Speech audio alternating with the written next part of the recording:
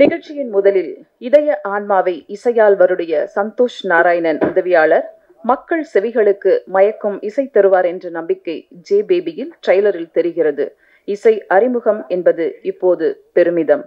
படத்தின் இசையமைப்பாளர் டோனி பிரிட்டோ அவர்களை சில வார்த்தைகள் பேச அழைக்கிறோம். எல்லாருக்கும் வணக்கம். விழாவுக்கு எங்களோட அழைப்பை ஏற்று வந்திருக்க எல்லா present media people, friends, family எல்லாருக்கும் தேங்க்ஸ். எல்லாம் பார்த்துருப்பீங்க ட்ரெய்லர் அண்ட் சீன். ஸோ அதுதான் படமே. படத்தில் நிறையா ஒரு ஹாப்பி இருக்கும், நிறையா ஃபன் இருக்கும், நிறையா சிரிச்சிட்டே இருக்கலாம். அந்த சீன் தான் படமே ஆக்சுவலாக. அண்ட் இது ஒரிஜினல் ஸ்டோரினால படிக்கும் போது எனக்குமே என்னோட அம்மா ரீசெண்டாக தவறினாங்க. ஸோ அதோட நினைவுகள்லாம் ரொம்ப டிஸ்டர்ப் பண்ணுச்சு. ஸோ இந்த படம் எல்லாரோட அம்மாவோட நினைவுகள் அண்ட் நம்ம எந்த விஷயத்துலலாம் அம்மா மிஸ் பண்ணியிருக்கோம் அப்படின்றத ரீகால் பண்ணுற மாதிரி ஒரு பெரிய ஒரு ட்ராவலாக இருக்கும் இந்த படம். இந்த படத்தில் மியூசிக் சைடில் ஒர்க் பண்ண எல்லாருமே பெரிய பெரிய ஆர்டிஸ்ட். லிரிசிஸ்ட் பொறுத்த வரைக்கும் legend Kabilan sir, Umadevi ma'am, Vivek sir and Roshan Jamrock எல்லாருமே படத்துக்காக வந்து கதையை கேட்டு ரொம்ப அவங்களோட மதரோட கனெக்ட் பண்ணி எல்லா லிரிக்ஸ் எழுதினாங்க. பாடின ஸ்வேதா மோகன் ma'am and Pradeep Kumar sir and எல்லாருமே லெஜண்ட் சித்ரா அம்மா, அவங்க எல்லாருமே அவங்களோட ஒரு பாட்டம் அடுத்து ரிலீஸ் ஆக போதா சர்ப்ரைஸாக ரிலீஸ் பண்ணுறாங்க. ஸோ அவங்க சைட்லேருந்தும் எங்களுக்காக என் டீமுக்காக ரொம்ப ஒர்க் பண்ணாங்க. ஸோ அவங்க எல்லாருக்கும் தேங்க்ஸ் சொல்லிக்கிறேன். அண்ட் ஆர்கெஸ்ட்ரல், இந்த படத்தோட பேக்ரவுண்ட் ஸ்கோர் பார்த்தீங்கன்னா ஃபுல்லாக ஒரு ஆர்கெஸ்ட்ரல் தீமாக தான் ரெக்கார்ட் பண்ணியிருக்கோம். மேசிடோனியான்ற ஒரு ஆர்கெஸ்ட்ரோட கொலாபரேட் பண்ணி அதுக்கு ப்ரொடக்ஷன் சைட்லேருந்தும் டைரக்டர் சைட்லேருந்தும் எல்லோரும் பெரிய சப்போர்ட் பண்ணாங்க. ஸோ இது ஒரு side music and background score side. இன்னும் அனதர் சைடு வந்து இந்த படம் கதை கேட்கறதுக்காக முதல்ல நான் ரஞ்சித் சார்ட்ட போய் ஆப்பர்ச்சுனிட்டி கேட்டேன். இந்த மாதிரி 2019 லேட்டில் போய் கேட்டேன். இந்த மாதிரி படம் எதுவுமே இல்லை, எனக்கு ஒரு வாய்ப்பு கொடுங்க அப்படின்னும் போது நான் ஒரு 2-3 டேரக்டர்ஸ் நம்பர் தரேன், நீ போய் அவங்கள கன்வின்ஸ் பண்ணு, அவங்க உன்னோட ஒர்க் பார்த்து ஒர்க் பண்ணாதான் அது ரொம்ப ஹெல்த்தியாக இருக்கும் அப்படின்னு சொன்னார். நான் சுரேஷ் அண்ணா மாதிரி இன்னும் 2-3 டேரக்டர்ஸை போய் மீட் பண்ணேன். அண்ட் சுரேஷ் அண்ணா ஃபஸ்ட் டைமாக இந்த படத்துக்காக தான் நான் மீட் பண்ணுறேன். அதுக்கு முன்னாடி அவர் பேரை கேள்விப்பட்டதில்லை. அவர் இங்கே நீலமில் என்னென்ன படங்கள் ஒர்க் பண்ணாருன்னு எனக்கு தெரியாது. பட் என்னோட இன்வைட்டை ஏற்றுக்கிட்டு அவர் என் கூட ட்ராவல் பண்ணார்.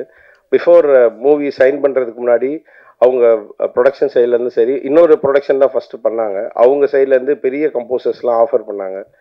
அந்த நம்பர்ஸ்லாம் அவர் வேண்டாம், நான் பிரிட்டோ கூட ட்ராவல் பண்ணுறேன் அப்படின்னு என்னை ரொம்ப பெருந்தன்மையாக ஏற்றுக்கிட்டாரு. நான் இந்த படம் சைன் பண்ணும் போது நான் ரொம்ப லைஃப்பில் அவ்வளோதான், இதுக்கப்புறமேட்டு படங்கள் வருமான்ற ஸ்டேஜில் இருக்கும் போது தான் இந்த நம்ம ஜே பேபி அம்மாவோட படம் சைன் பண்ணேன். கதை படிக்கும் போதே இது ரொம்ப ஒரு மியூசிக்கல் ஸ்டோரி, இதை ரொம்ப நல்லா ட்ரீட் பண்ணணும், என்ன ஆனாலும் சாக்ரிஃபைஸ் டைரக்டர் ஆனாலும் சரி, ப்ரொடக்ஷன் ஆனாலும் நம்ம அதை ஓகே பண்ணாமல் அதை வெளியில் ரிலீஸ் பண்ணக்கூடாதுன்னு ரொம்ப டிசிப்ளினாகவும் ரொம்ப சின்சியராகவும் இருந்திருக்கேன். ரஞ்சித் அண்ணாவை பற்றி நிறையா பேசணும். அண்ணன் வந்து இந்த படத்துக்கு வாய்ப்பு கொடுக்கும் போது எனக்கு ரொம்ப எமோஷ்னலான ஸ்டேஜ். அது நான் எப்படி சொல்கிறதுன்னு தெரியல. நான் பெரிய இயக்குநர்கள்ட்டெல்லாம் ஒர்க் பண்ணியிருக்கேன். பட் எனக்கு இந்த வாய்ப்பு கிடைக்கிறது வந்து ரொம்ப ரொம்ப ரொம்ப அரிதான ஒரு விஷயம். ஏன்னா இந்த மாதிரி ஒரு ஸ்கிரிப்டில் வந்து பெரிய பெரிய கம்போசர்ஸால தான் ஹேண்டில் பண்ணுற மாதிரி ரொம்ப ஒரு ரியலிஸ்டிக்கான ஸ்டோரி. ஸோ இதை நான் எடுக்கும்போது அவர் அதான் சொன்னார், இதில் உனக்கு நீ ட்ரூவாரு, டைரக்டருக்காகவோ எனக்காகவோ இல்லை மற்ற எந்த விஷயத்தையுமே பற்றி யோசிக்காதே, உனக்கு கரியரில் முக்கியமான படமாக இருக்கும், இதை ரொம்ப டிசிப்ளினாக ஒர்க் பண்ண அப்படின்னாரு. ஸோ அதனால் ரஞ்சித் சாருக்கும் நீலம் ப்ரொடக்ஷனுக்கும் ரொம்ப பர்சனலாக தேங்க்ஸ் சொல்லிக்கிறேன். அண்ட் நான் என்னோட லைஃப்பில் நிறைய ஹீரோஸ் அண்ட் அம்மா எல்லாருமே பார்த்து வந்திருக்கேன். எனக்கு இந்த மொமெண்ட்டில் சரி, இந்த படம் பேச போகிற மொமெண்ட்லேயும் எனக்கு நான் பெரிய தேங்க்ஃபுல்லாக இருக்க போகிற ஒரு பர்சன் வந்து சுரேஷ் அண்ணா. நான் மேடைக்காக சொல்லலை, நான் என்னை சுற்றி இருக்க ஃப்ரெண்ட்ஸுக்கு தெரியும் இந்த படம் நான் சைன் பண்ணும் போது எந்த ஒரு எமோஷனல் மொமெண்ட்டில் இருந்தேன் அப்படின்னு. ஸோ சுரேஷ் அண்ணா வந்து எல்லாருக்காகவும் விட்டு கொடுக்காம எனக்காக நின்னார். நான் என் மேலே வச்ச நம்பிக்கையை விட அவர் என் மேலே ரொம்ப நிறைய நம்பிக்கை வச்சார். நான் இந்த படம் இவ்வளோ நல்லா வந்திருக்குனாலே சுரேஷ் அண்ணனோட பெரிய மனசு தான். அவர் கூட பழகிற எல்லா நண்பர்களுக்கும் தெரியும் அவர் எவ்வளோ ரொம்ப ஓப்பன் ஆட்டாக பழகுவார், எதையுமே மனசில் வச்சுக்க மாட்டார். எது பிடிக்கலனா கூட அவங்கள்ட்ட அதை காட்டிக்கவே மாட்டார். நான் அதை இந்த ஒரு 2-3 இயர்ஸில் ட்ராவல் பண்ணும்போது அதான் கற்றுக்கிட்டேன். நம்ம ஒருத்தவங்களுக்கு பிடிக்கலனா கூட அதை அவாய்ட் பண்ணிவிட்டு அவங்கள்ட்ட எவ்வளோ பாசிட்டிவான விஷயங்களை வந்து கற்றுக்க முடியும் அப்படின்றத அவர் எனக்கு ரொம்ப அழகாக இந்த படத்தில் சொல்லியிருக்காரு. இந்த படத்தில் ஒரு டைலாக் வரும், மனுஷங்க எவ்வளோ கெட்டது செய்கிறாங்களோ அதை விட நல்லது அதிகமாக செய்வாங்க, அதான் மனுஷங்க அப்படின்னு சொல்லியிருப்பாரு. ஸோ அது ரொம்ப ஒரிஜினல் தான். அதை சுரேஷன் மூலியமாக நான் தெரிஞ்சுக்கிட்டேன். அது வந்து ரொம்ப பெரிய நோட்டாக இருக்கும் இந்த படத்தில். அண்ட் படத்தில் எனக்காக நிறைய கொலாபரேட் பண்ணியிருக்காங்க நிறைய சிங்கர்ஸ். அண்ட் அரேஞ்ச் பண்ணது வந்து கார்த்திக் மாணிக்கவாசகன் ஒருத்தர் அரேஞ்ச் பண்ணியிருக்காரு. மியூசிக்கில் எனக்கு பெரிய சப்போர்ட்டாக இருந்த டெல்ஃபின் ஒரு மியூசிஷியன். ஸோ அவர் இன்னைக்கு வர முடியல. சிங்கர் ஆனி வந்திருக்காங்க, அவங்களுக்கு நான் பர்சனலாக தேங்க்ஸ் சொல்லிக்கிறேன். இன்னைக்கு அன்ஃபார்ச்சுனேட்டாக உமாதேவி மேமும் விவேக் சார் கபிலன் சார்லாம் கொஞ்சம் சிட்டிலே இல்லை.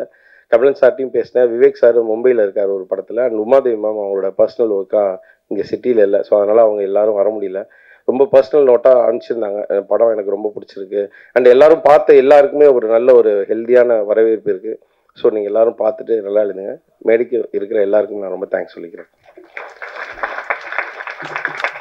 நன்றி. அடுத்து நாம் பேச அழைக்கிறோம் பரியேறு பெருமாள், மண்டேலா, லால்சலாம் என்று கவனிக்கப்பட்ட படத்தின் கலை இயக்குனர். Kolkata court, police station, live locations என்று பெரும் மெனக்கடல் இந்த படத்தில் கலை இயக்குனர் திரு ராமு தங்கராஜ் அவர்களை பேச அழைக்கிறோம். அனைவருக்கும் வணக்கம். கொஞ்சம் ஸ்டேஜில் பேசுறது புதுசாக எனக்கு பயமாக தானே இருக்குது. அண்ணன் தான் ஃபஸ்ட்டு ஸ்டேஜிங் கொடுத்தாரு, இப்பயும் அண்ணன் தான்.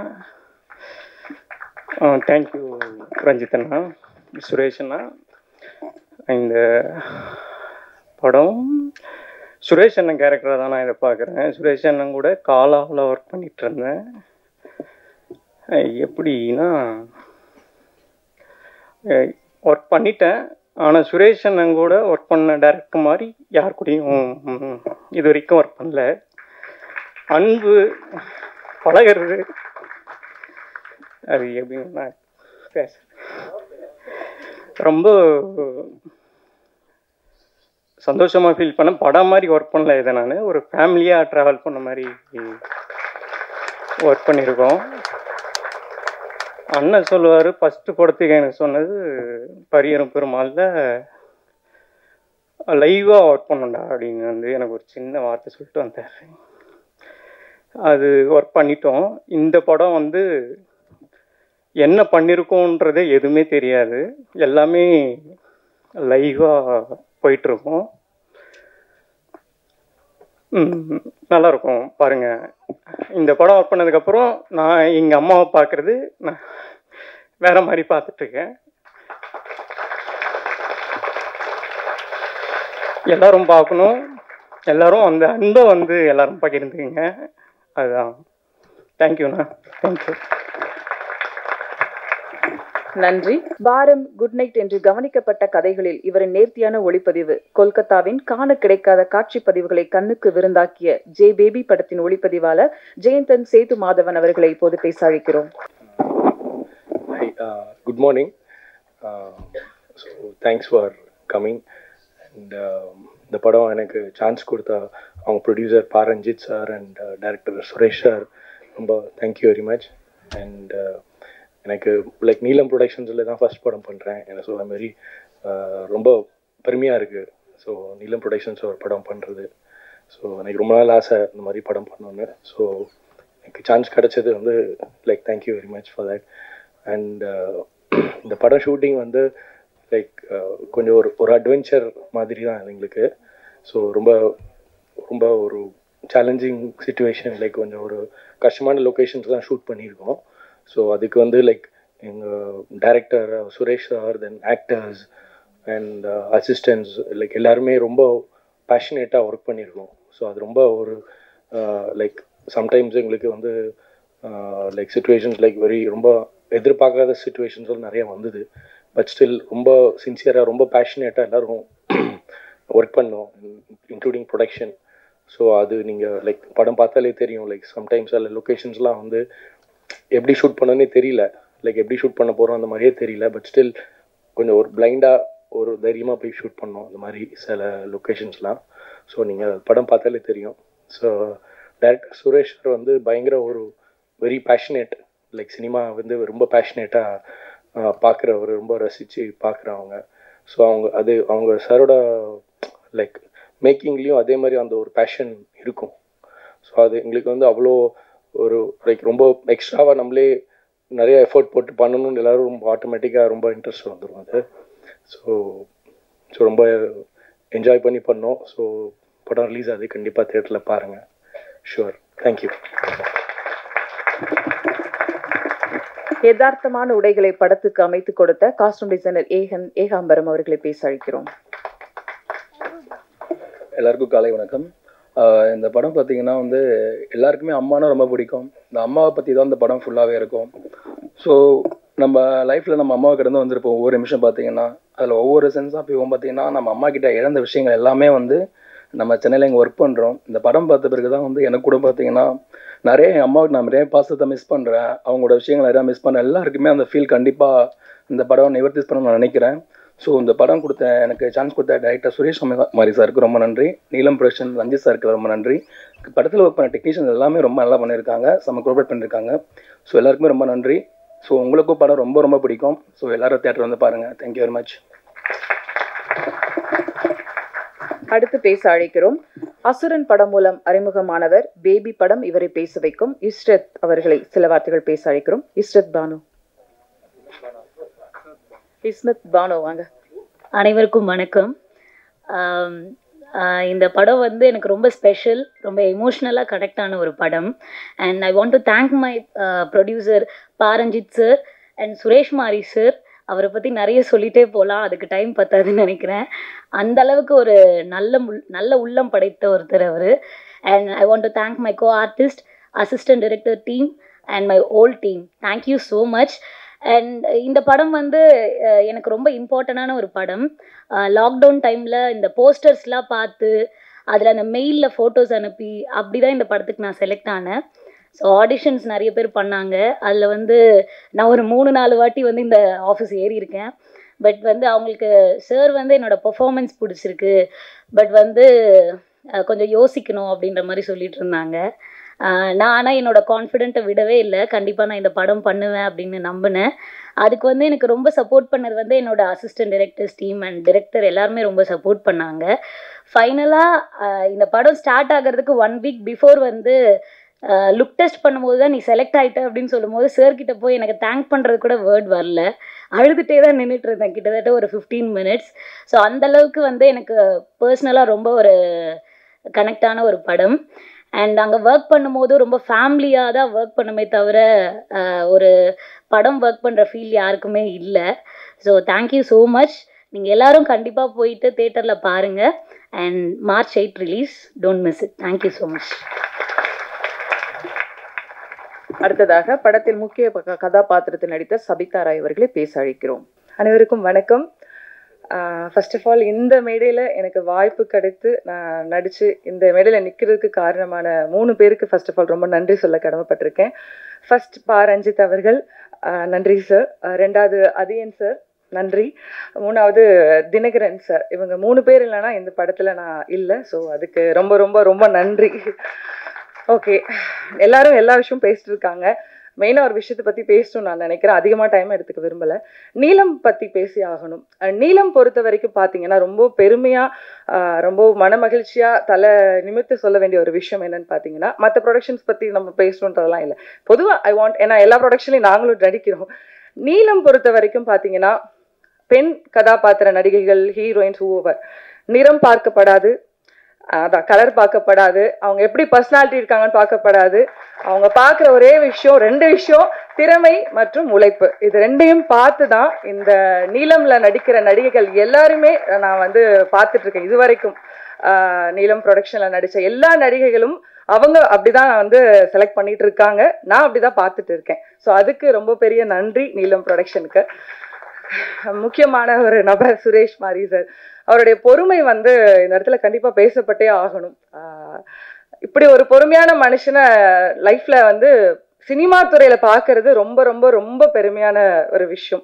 ஏன்னு கேட்டீங்கன்னா, ஸ்பாட்ல வந்து அவ்வளவு பொறுமையா ஒரு தப்பே பண்ணாலுமே அந்த விஷயங்களை வந்து பொறுமையா தான் அவர் சொல்வாரே தவிர ரொம்ப ஹார்ஷா பேசுறது, ஒருத்தவங்களை டக்குன்னு காயப்படுத்தி பேச தெரியாத ஒரு மனிதர். சார், உங்களோட வெயிட்டிங் பீரியட் வந்து ரொம்ப ரொம்ப ரொம்ப பெருசு சார். பொற்காலமான waiting period. கண்டிப்பா ஜேபேபி உங்களுக்கு தமிழ் சினிமால ஒரு முக்கியமான இயக்குனர்ன்ற ஒரு இடத்தை பெற்றுக் கொடுக்கும். அந்த அளவுக்கான ஒரு பொறுமையான நல்ல திறமைசாலியான மனிதர். ஊர்வசி அம்மா தமிழ் சினிமால நான் வந்து பார்க்குற 3 வியந்து பார்க்குற நடிகைகள் சாவித்ரி அம்மா, மனோரமா ஆச்சி, ஊர்வசி அம்மா. இவங்க 3 பேரும் தான் என்னுடைய பிக்கெஸ்ட் இன்ஸ்பிரேஷன். ஸோ இன்னைக்கு வந்து விஜயகாந்த் சார் இறந்ததுக்கு அப்புறம் அவருக்கு பத்மபூஷன் விருது, அந்த விருது, இந்த விருதுன்னு கொடுக்குறாங்க. தயவு செய்து இந்த மாதிரி ஒரு அற்புதமான கலைஞர்கள்லாம் வாழும் போதே அவார்டுகளை அள்ளி குவிங்க அவங்களுக்கெல்லாம். அப்படிப்பட்ட ஒரு யதார்த்தமான நடிகை. எப்படின்னு நான் சொல்றேன்னு கேளுங்க. கிளைமேக்ஸ்ல வந்து ஒரு சீன் நாங்கள் நடிச்சிட்டு இருக்கோம். கிளைமேக்ஸ், ப்ரீ கிளைமேக்ஸ் மாதிரி ஒரு சீனு. அது எல்லாருக்குமே தெரியும், இங்க இருந்த எல்லாருக்குமே தெரியும். அழுகணும். அந்த சீனுக்கு வந்து அம்மா வந்து அழுகணும் பயங்கரமா. பேசிக்கிட்டே இருக்காங்க ஆனா அழுதுறாங்க வித்தவுட் கிளிசரின். ஸோ இந்த மாதிரி ஒரு மிகச்சிறந்த நடிகைலாம் நீங்க அது வந்து ஒரு தடவை 2 தடவை கிடையாது, எவ்வளோ தடவை அவங்க அந்த ரீடேக் போனாலும் அவ்வளவும் அழுதாங்க. ஸோ ரொம்ப ரொம்ப ரொம்ப மகிழ்ச்சிமா அவங்க கூட இந்த படத்துல நடிச்சதுல. மற்றபடி கூட நடிச்ச தினேஷ் சார் ஆகட்டும், மாறன் சார், எங்களோட கேமராமேன் டீம், அப்புறமேட்டு காஸ்டியூம், எடிட்டர் டீம்ஸ், அப்புறம் எங்களோட ADs, have to thank Dinakaran sir, அப்புறம் Senthil sir, Jessie, Michael sir, Ravi sir, எல்லாருக்குமே ரொம்ப பெரிய நன்றி. ரொம்ப ரொம்ப ரொம்ப மகிழ்ச்சி இந்த மேடையில் சந்திக்கிறதுக்கு உங்க எல்லாரையுமே. லாஸ்டா ஒரே ஒரு விஷயம் சொல்லிட்டு போகணும்னு நினைக்கிறேன். மஞ்சுமல், ஓகே சார்,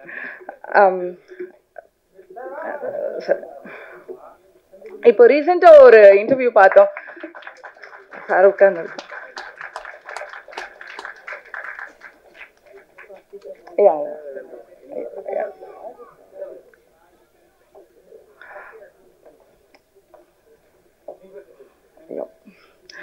லாஸ்டா ஒரே ஒரு விஷயத்த மட்டும் சொல்லிட்டு போன நினைக்கிறேன், டைம் எடுத்துக்க விரும்பல. மஞ்சுமல் பாய்ஸ்ல நடிச்ச விஜய் முத்து அப்படின்ற ஒரு நடிகருடைய இன்டர்வியூ இப்ப பார்த்தோம். ரொம்ப வந்து நாங்கெல்லாம் நடிக்கிறோம், ஆனா எங்களுக்கு நான் நடிச்ச படத்துக்கு டிக்கெட் எடுக்கிறக்கே எங்களுக்கு காசு இல்லை அப்படின்னு சொல்லிட்டு, அதுதாங்க நிதர்சனமான உண்மை. இன்னைக்கு வந்து நிறைய பேர் வந்து யூடியூபர்ஸ், இன்ஃப்ளூயன்சர்ஸ்ன்னு சொல்லிட்டு நிறைய பேருக்கு வந்து வாய்ப்புகள் கொடுக்குறீங்களா, அதுல தவறுன்னு சொல்லிக்கிறதுக்கான விஷயம் இல்லை, திறமை இருக்குன்ற அடிப்படையில் தான் கொடுக்குறீங்க. பட் சினிமா சினிமா சினிமா இதை மட்டுமே நம்பி இருக்க எங்க எல்லாரையுமே கூட கொஞ்சம் கொஞ்சம் பாருங்க. நன்றி, வணக்கம், தேங்க்யூ ஸோ மச். அடுத்து படத்தின் முக்கிய கதாபாத்திரத்தில் நடித்த மெலடி டார்கஸ் அவர்களை பேச அழைக்கிறோம். அனைவருக்கும் வணக்கம். அன்பு, அதுதான் இந்த ப்ராஜெக்ட் வந்து எனக்கு அந்த வார்த்தை தான் வந்து இந்த ப்ராஜெக்ட். எல்லா மனிதர்களையும் சேர்த்து ரொம்ப அழகான உறவுகளை இன்னைய வரைக்கும் நாங்கள் எல்லாருமே டச்சில் இருக்கோம், இன்னைய வரைக்கும் எல்லாருமே பேசிகிட்ருக்கோம். ரொம்ப அழகான ஒரு உறவை வந்து கொடுத்த ஒரு ப்ராஜெக்ட் இது. தேங்க்யூ சுரேஷ் அண்ணா, என்னை நம்பினதுக்கு, என்னை அரவணைச்சதுக்கு, உங்களுடைய இந்த ப்ராஜெக்டில் எனக்கு ஆப்பர்ச்சுனிட்டி கொடுத்ததுக்கு மிகப்பெரிய நன்றி.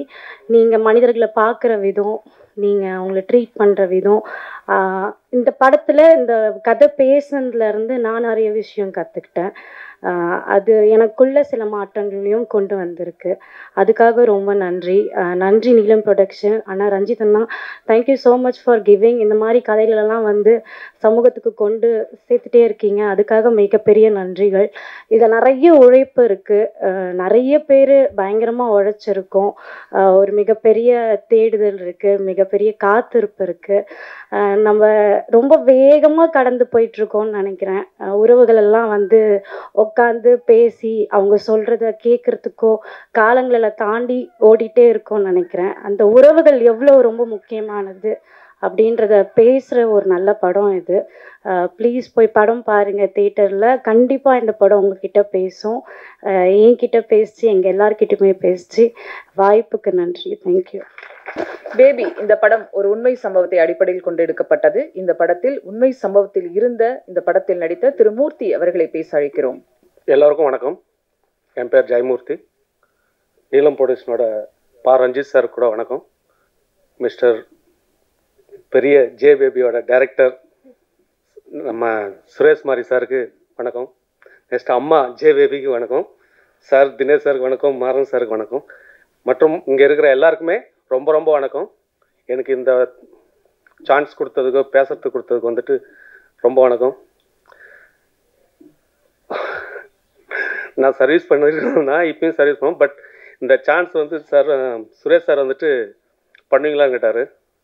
சரிங்க சார் பண்ணுறேன் அப்படின்னா. ரொம்ப கஷ்டம், சினி ஃபீல்டு எனக்கு தெரியாது, என்னன்னே தெரியாது, பண்ண வச்சது வந்துட்டு அவர் தான். ரொம்ப ரொம்ப படம். இந்த படத்தை நீங்கள் வந்துட்டு போயிட்டு தேட்டரில் வந்து பார்க்கணும். நான்லாம் அம்மா வந்து பார்க்கவே இல்லை.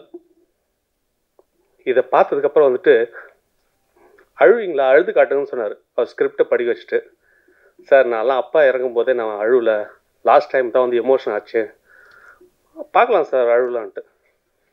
ஏன்னா என் சர்வீஸ் அந்த மாதிரி. அதுக்கப்புறம் வந்துட்டு சார் இந்தியன் ஆர்மியில் இருக்கேன்.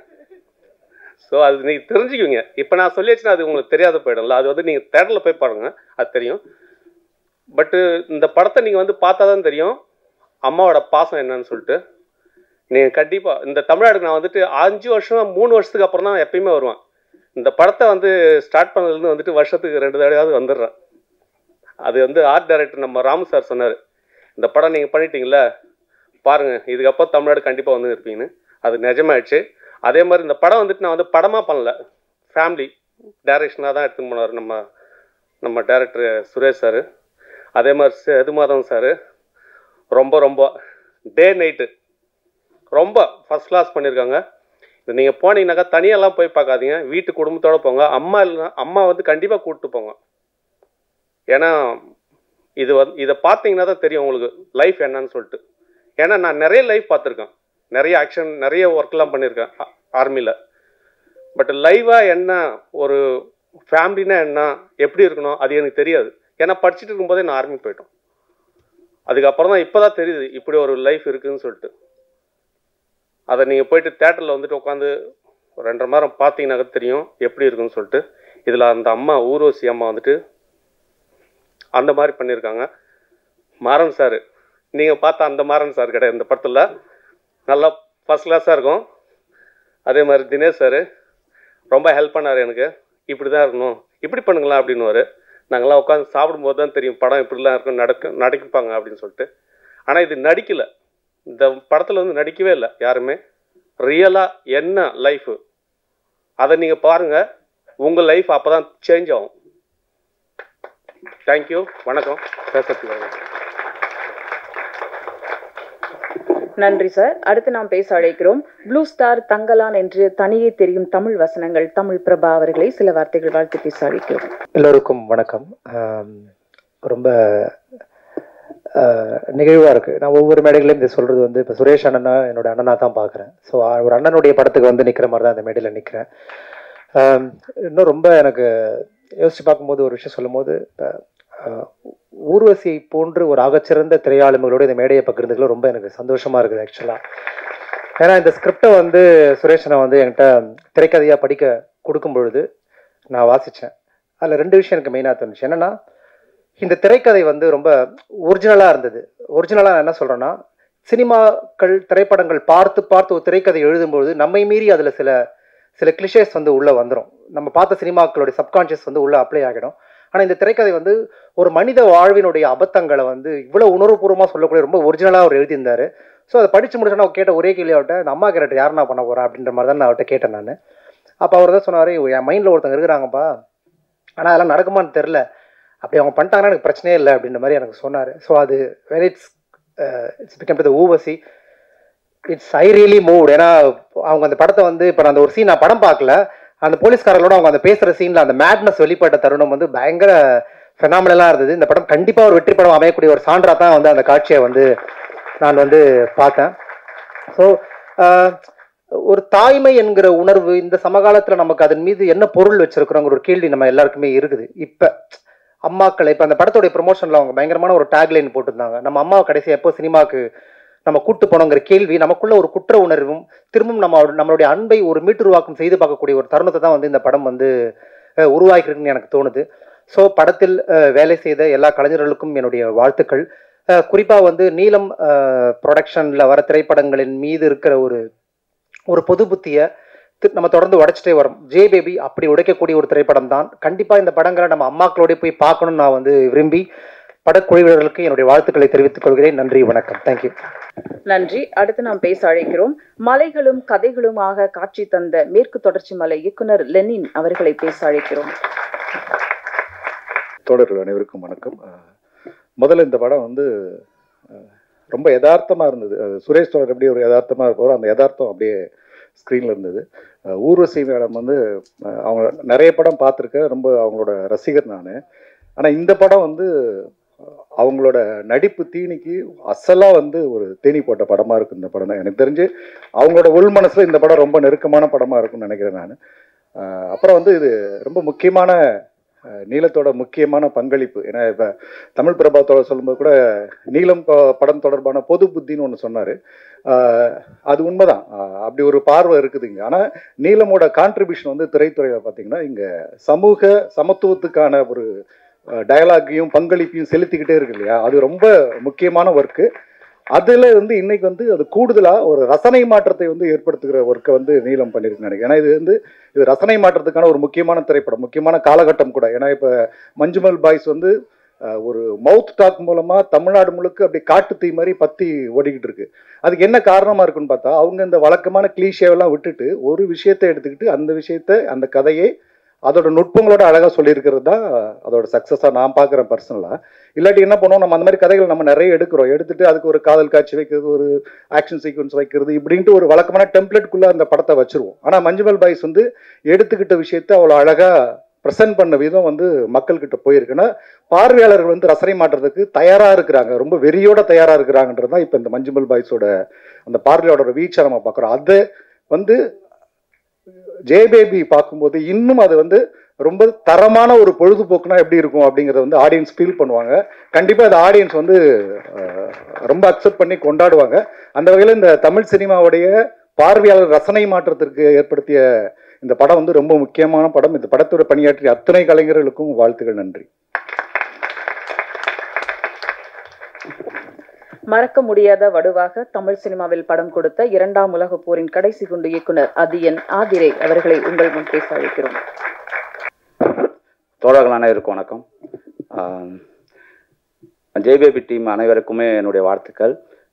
சுரேஷ் அண்ணனுடைய வெற்றின்றது வந்து எப்படின்னா, ஒட்டுமொத்தமாக எங்கள் டீமில் இருக்கிற ஒவ்வொருத்தவங்களுக்குமே தெரியும் அவர் ஜெயிக்கணுன்றதும், அவர் ஜெயிச்சாதான் நம்ம ஜெயிக்கிற மாதிரி. உண்மையிலே மனசார சொல்கிறேன், நான் ஜெயிக்கிறதோட அவர் ஜெயிச்சா ரொம்ப சந்தோஷமாக இருக்கும். ஏன்னா அவருக்கு பின்னால் அவ்வளோ பெரிய காத்திருப்பு இருக்குது, பெரிய வலி இருக்குது. அந்த ஃபேமிலி வந்து நாங்கள் கிண்டல் பண்ணுவோம், சென்னையிலே ஒரு வானத்தை போல டீம் அப்படின்னு. ஒரு சென்னையில் இவ்வளோ நெருக்கடிக்கடையில் ஒரு கூட்டு குடும்பமாக அவங்க தம்பி சஞ்சய் வரைக்கும், இன்னொரு தம்பி, அவங்க அம்மா, அவங்க எல்லாருமே பார்க்கும்போது நமக்கு ஒரு மாதிரி என்னடா இவர் தாண்டா ஜெயிக்கணும் கண்டிப்பாக. அவங்க அவ்வளோ பெரிய அவருடைய வெற்றிக்காக அப்படி காத்திருக்கிறது வந்து இது பயங்கர உண்மையிலே ரொம்ப சந்தோஷமாக இருக்குது. அவர் கபாலிக்கு தான் முதல்ல வந்தார். சாருடைய டீம்லேருந்து எங்கள் டீமுக்கு கபாலிக்கு வரும்போது யாரா இது அப்படின்ற மாதிரி தான் தோணுச்சு. ஆனால் வந்த கொஞ்ச நாள்ல எல்லாருமே காலி பண்ணிட்டார், எல்லாருமே அரவணைச்சிக்கிறது. உதாரணம் சொல்ல போனால் என் லைஃப்லேயே ஒன்று கபாலியில் வந்து குமுதவள்ளி அந்த போஸ்ட்மார்டம் பண்ணுற இடத்துல அந்த சீனு நிறைய செட்டப் இருந்துது. நான் ஒரு ஆள் ஆடிப்பாட்டுங்க நிறைய வேலை இருந்தனால செட்டப் சரியாக பண்ணலன்னு சொல்லிட்டு எங்கள் இயக்குனர் கூட்டி என்னை செமையாக திட்டார். நான் நைட்டும் பகலுமா தூக்கம் இல்லாமல் வேலை செய்த ப்ரெஷரில் வந்து நான் வெளில கோபமாக வந்தேனா, என்னடா எங்கடா போகிறேன்னு கேட்டுனே வந்தார். நான் அழ ஆரம்பிச்சிட்டேன் நடு ரோட்டில் நின்று. அப்படியே இவர் வந்து என்ன பண்ணிட்டார், இவர் என்னை கட்டி பிடிச்சி நடுது. அப்புறம் நானே அவருக்கு ஆறுதல் சொல்கிறது இதாக போச்சு.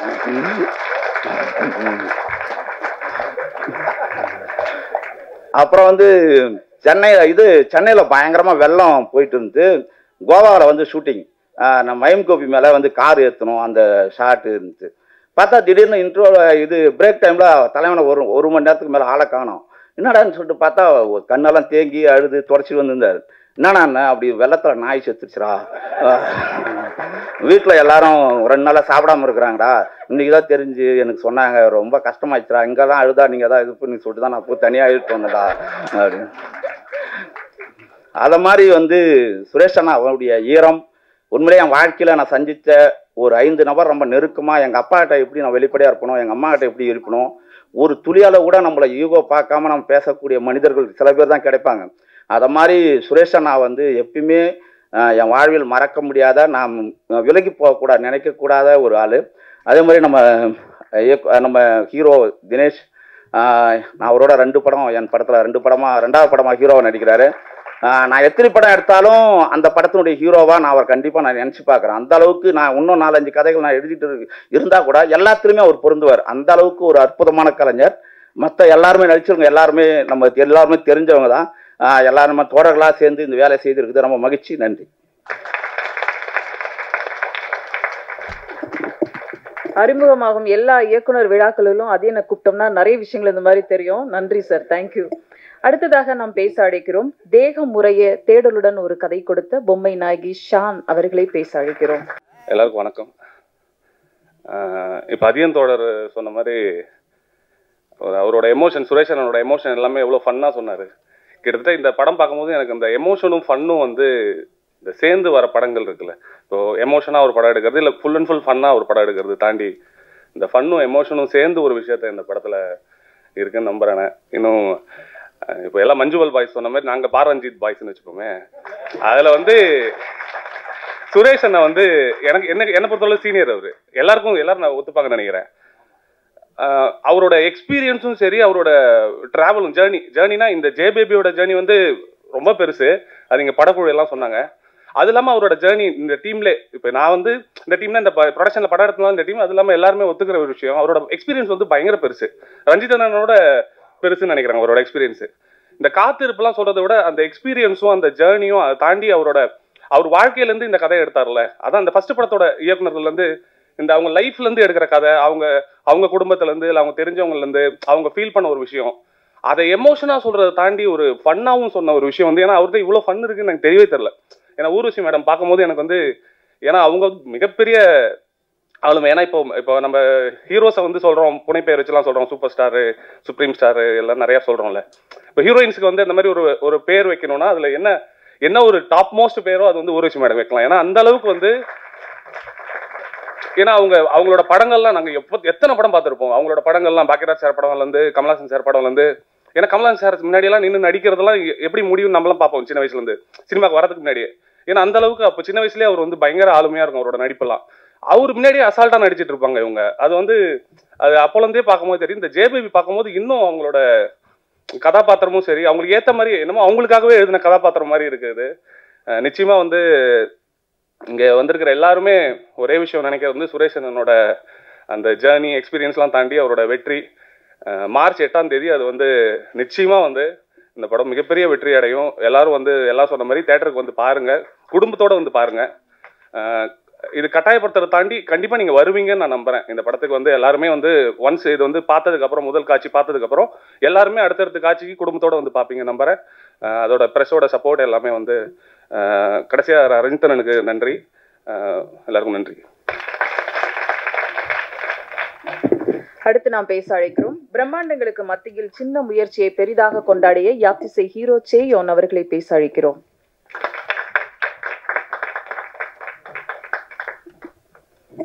அனைவருக்கும் வணக்கம். இந்த படம் வந்து ஃபஸ்ட்டு டீசர் வந்து நான் பார்த்துட்டு தோழர்கிட்ட பேசியிருந்தேன் ஃபோனில். தோழர் படத்தோட டீசர் பார்க்கும்போது நான் எங்கள் வீட்டில் வந்து எங்கள் அம்மா கிட்ட பேசுகிறதா இருக்கட்டும், அப்புறம் அந்த மாதிரியான விஷயங்கள்லாம் நிறைய ஞாபகம் வந்தது. இந்த படத்தோட அல்டிமேட்டே வந்து அம்மாவோட லவ் தான் மொத்த. ஸோ இது கண்டிப்பாக எல்லாருமே வந்து நீங்கள் தேட்டரில் பார்க்கணும். கண்டிப்பாக இது ஒரு செம்ம ஃபேமிலி என்டர்டெயின்மெண்ட்டாக இருக்கும்ன்ட்டு எல்லாருமே நம்புகிறோம். கண்டிப்பாக இந்த வருஷத்தோட பெரிய படமாக ஜேபேபி இருக்கும். இந்த மொத்த குழுவுக்கும் வாழ்த்துக்கள். அதுக்கப்புறம் டைரக்டர் தோழர் சுரேஷ் அவருக்கும் வந்து வாழ்த்துக்கள். அதுக்கப்புறம் ஊர்வசி மேம், கண்டிப்பாக ஒரு பெரிய என்டர்டெயின்மெண்ட்டாக இருக்கும் தேட்டரில். அப்புறம் அட்டக்கத்தி தினேஷ் அண்ணன், அப்புறம் லொலு சபா மாறன் சார். இது கண்டிப்பாக ஒரு ஃபேமிலி என்டர்டெயின்மெண்ட் ப்ளஸ் எமோஷனாக கண்டிப்பாக இருக்கும். எல்லாரையும் வந்து செம்மையாக என்டர்டெயின் பண்ணோம். வாழ்த்துக்கள். இந்த படத்தில் ஒர்க் பண்ண எல்லாருக்குமே ரொம்ப நன்றி.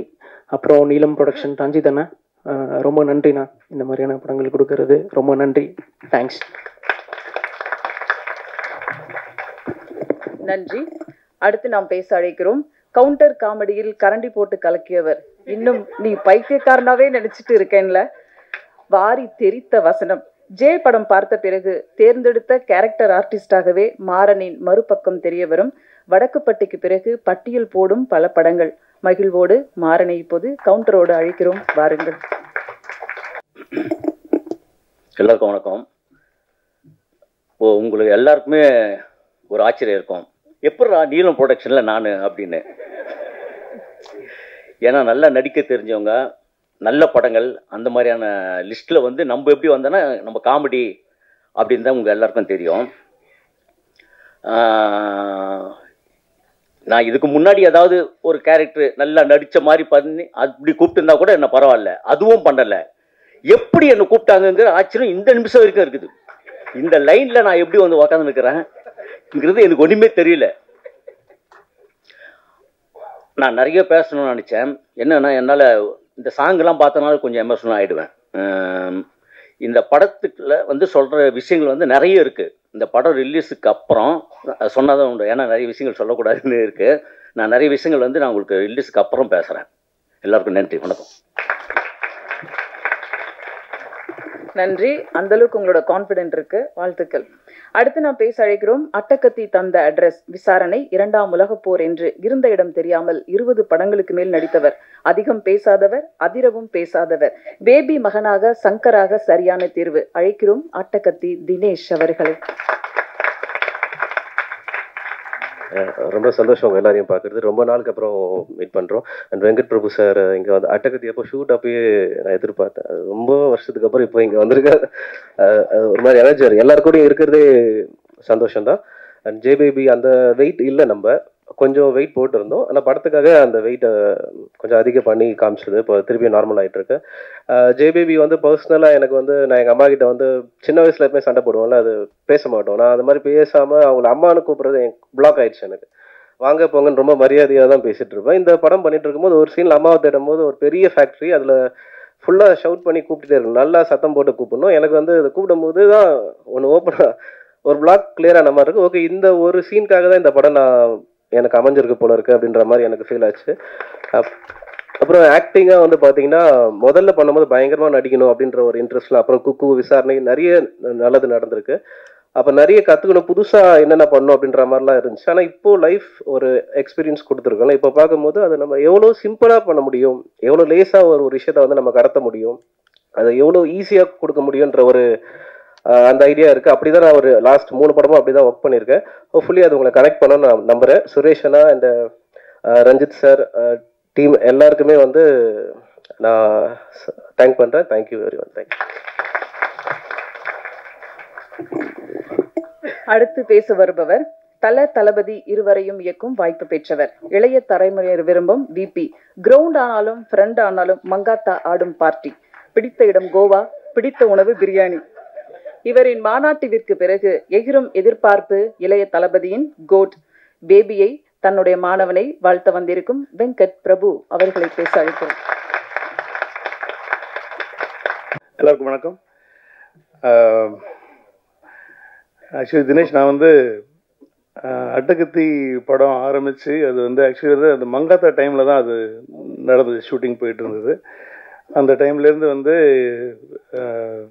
அது ரிலீஸ் டைமில் தான் வந்து எனக்கு வந்து அது தெரிஞ்சுது, இந்த படம் முடிஞ்சிருச்சு அப்படின்னு சொல்லி தெரிஞ்சுது. அந்த சமயம் தான் வந்து ரஞ்சித் வந்து ஒரு வாட்டி படம் பார்க்கலாம், இது எப்படி ரிலீஸ் பண்ணலாம் அப்படின்னு சொல்லி பேசும்போது, அப்போ நான் வந்து ஞானவேல் சார்கிட்ட கமிட் ஆயிருந்தேன்.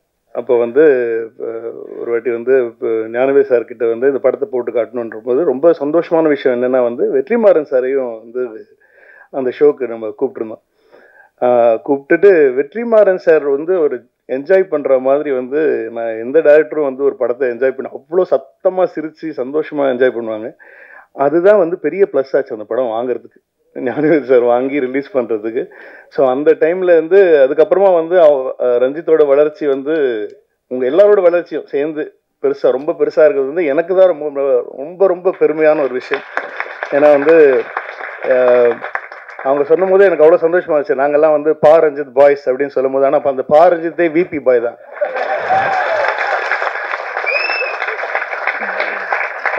நிஜமா ரொம்ப சந்தோஷமா இருக்கு. ஏன்னா நாங்கள் எல்லாமே ஐ மீன் அவங்க அது முன்னாடி சின்ன சின்ன படங்கள்ல வந்து அசிஸ்டண்ட்டாக ஒர்க் பண்ணிட்டு இருக்காங்க. பட் ஆனால் வந்து நாங்கள் ஒரு குடும்பமாக சேர்ந்தது வந்து சென்னை 6,28,000 தான்.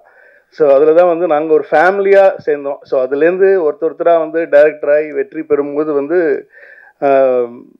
அது அதிக சந்தோஷம் எனக்கு தான், பெருமையும் எனக்கு தான். அதாவது வந்து நிறைய பேர் சொன்னாங்க சுரேஷோட என்ட்ரி ரொம்ப லேட்டுன்னு சொல்லிட்டு, அது நிஜமாவே உண்மையான ஒரு விஷயம். சுரேஷ் எல்லாமே நாங்கள் சென்னை 28 தான் ஆரம்பித்தோம்.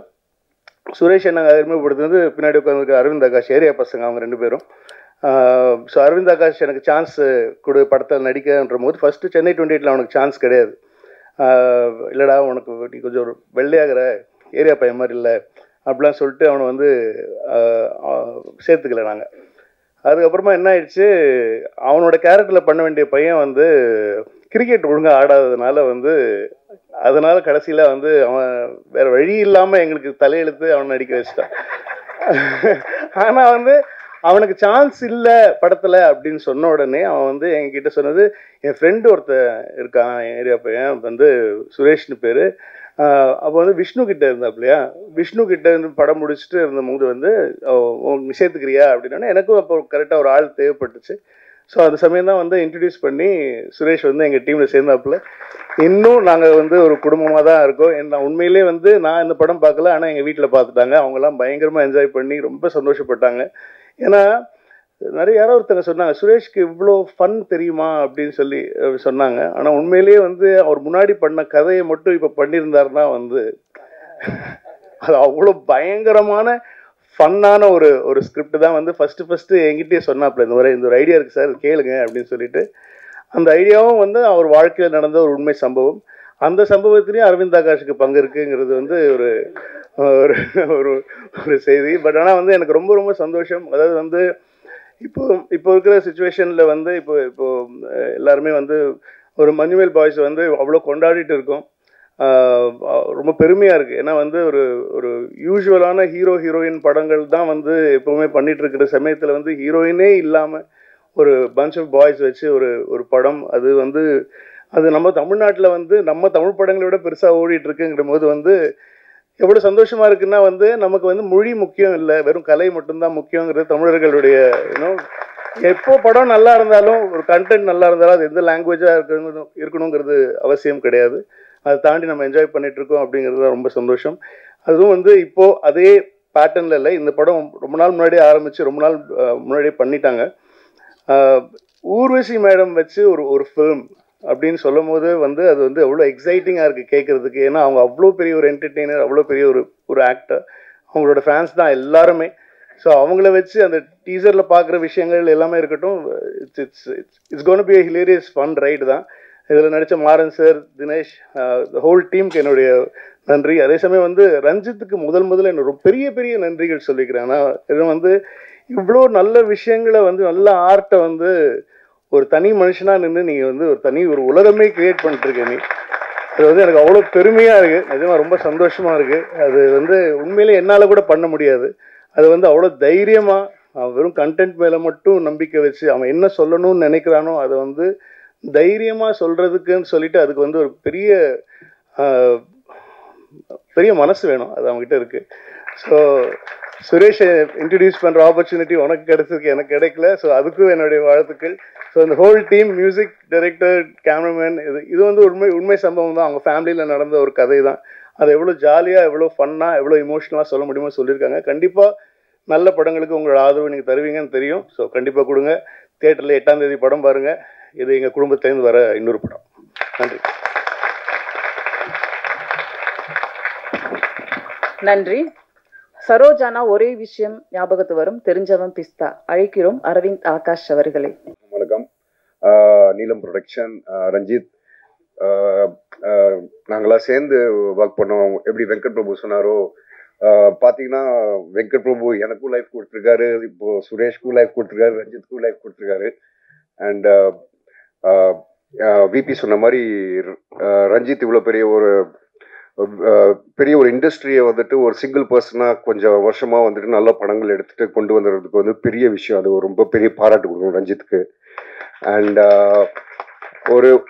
ஒருத்தர் மேலே டேலண்ட் இருக்குது, அந்த டேலண்ட்டை வந்துட்டு அடுத்து ஒரு கம்பெனிகிட்ட சொல்லி ஒரு அப்ரோச் வாங்குறதே ஒரு பெரிய விஷயம். அது ஒரு கதையை, அந்த கதை வந்து சுரேஷ் நம்பி இந்த கதையை, இந்த ஜேபிபி கதையை எடுத்திருக்காரு. ரொம்ப சந்தோஷமாக இருக்குது. சுரேஷ்க்கு இது ஒரு ஸ்டெப்பிங் ஸ்டோனாக இருக்கும். Plus is a very talented director and நல்ல எழுத்தாளர் கூட. அண்ட் இந்த படத்தில் ஒர்க் பண்ண எல்லாருக்குமே அம்மா ஒரு விஷயமா ரொம்ப வருஷத்துக்கு அப்புறம் உங்களை இப்படி பார்க்கும்போது அந்த போலீஸ் சீனும் அம்மாவும் பண்ண சின்ன பர்ஃபார்மன்ஸே போதும், இந்த ஃபுல் படம் எப்படி இருக்குன்றது நம்ம தெரிஞ்சுக்கலாம். எனிவே தினேஷ் ப்ரோக்கும் ப்ளஸ் அண்ணன் உங்களுக்கும் எல்லாருக்கும், இந்த டீமில் ஒர்க் பண்ண எல்லாருக்கும் வாழ்த்துக்கள். கண்டிப்பாக தேட்டரில் இந்த படத்தை பாருங்கள். அண்ட் அம்மான்றது நிறைய பேர் எல்லாருக்குமே தெரியும் எவ்வளோ இம்பார்ட்டண்டான பர்சன்னு. ஸோ அம்மா மேலே பாசம் இருக்கவங்க கண்டிப்பாக அந்த படத்தை பார்ப்பீங்க. அப்படி இல்லைன்னா கூட பாசம் என்னன்றது அம்மா படத்தை பார்த்து இந்த தெரிஞ்சுக்கோங்க. தேங்க்யூ.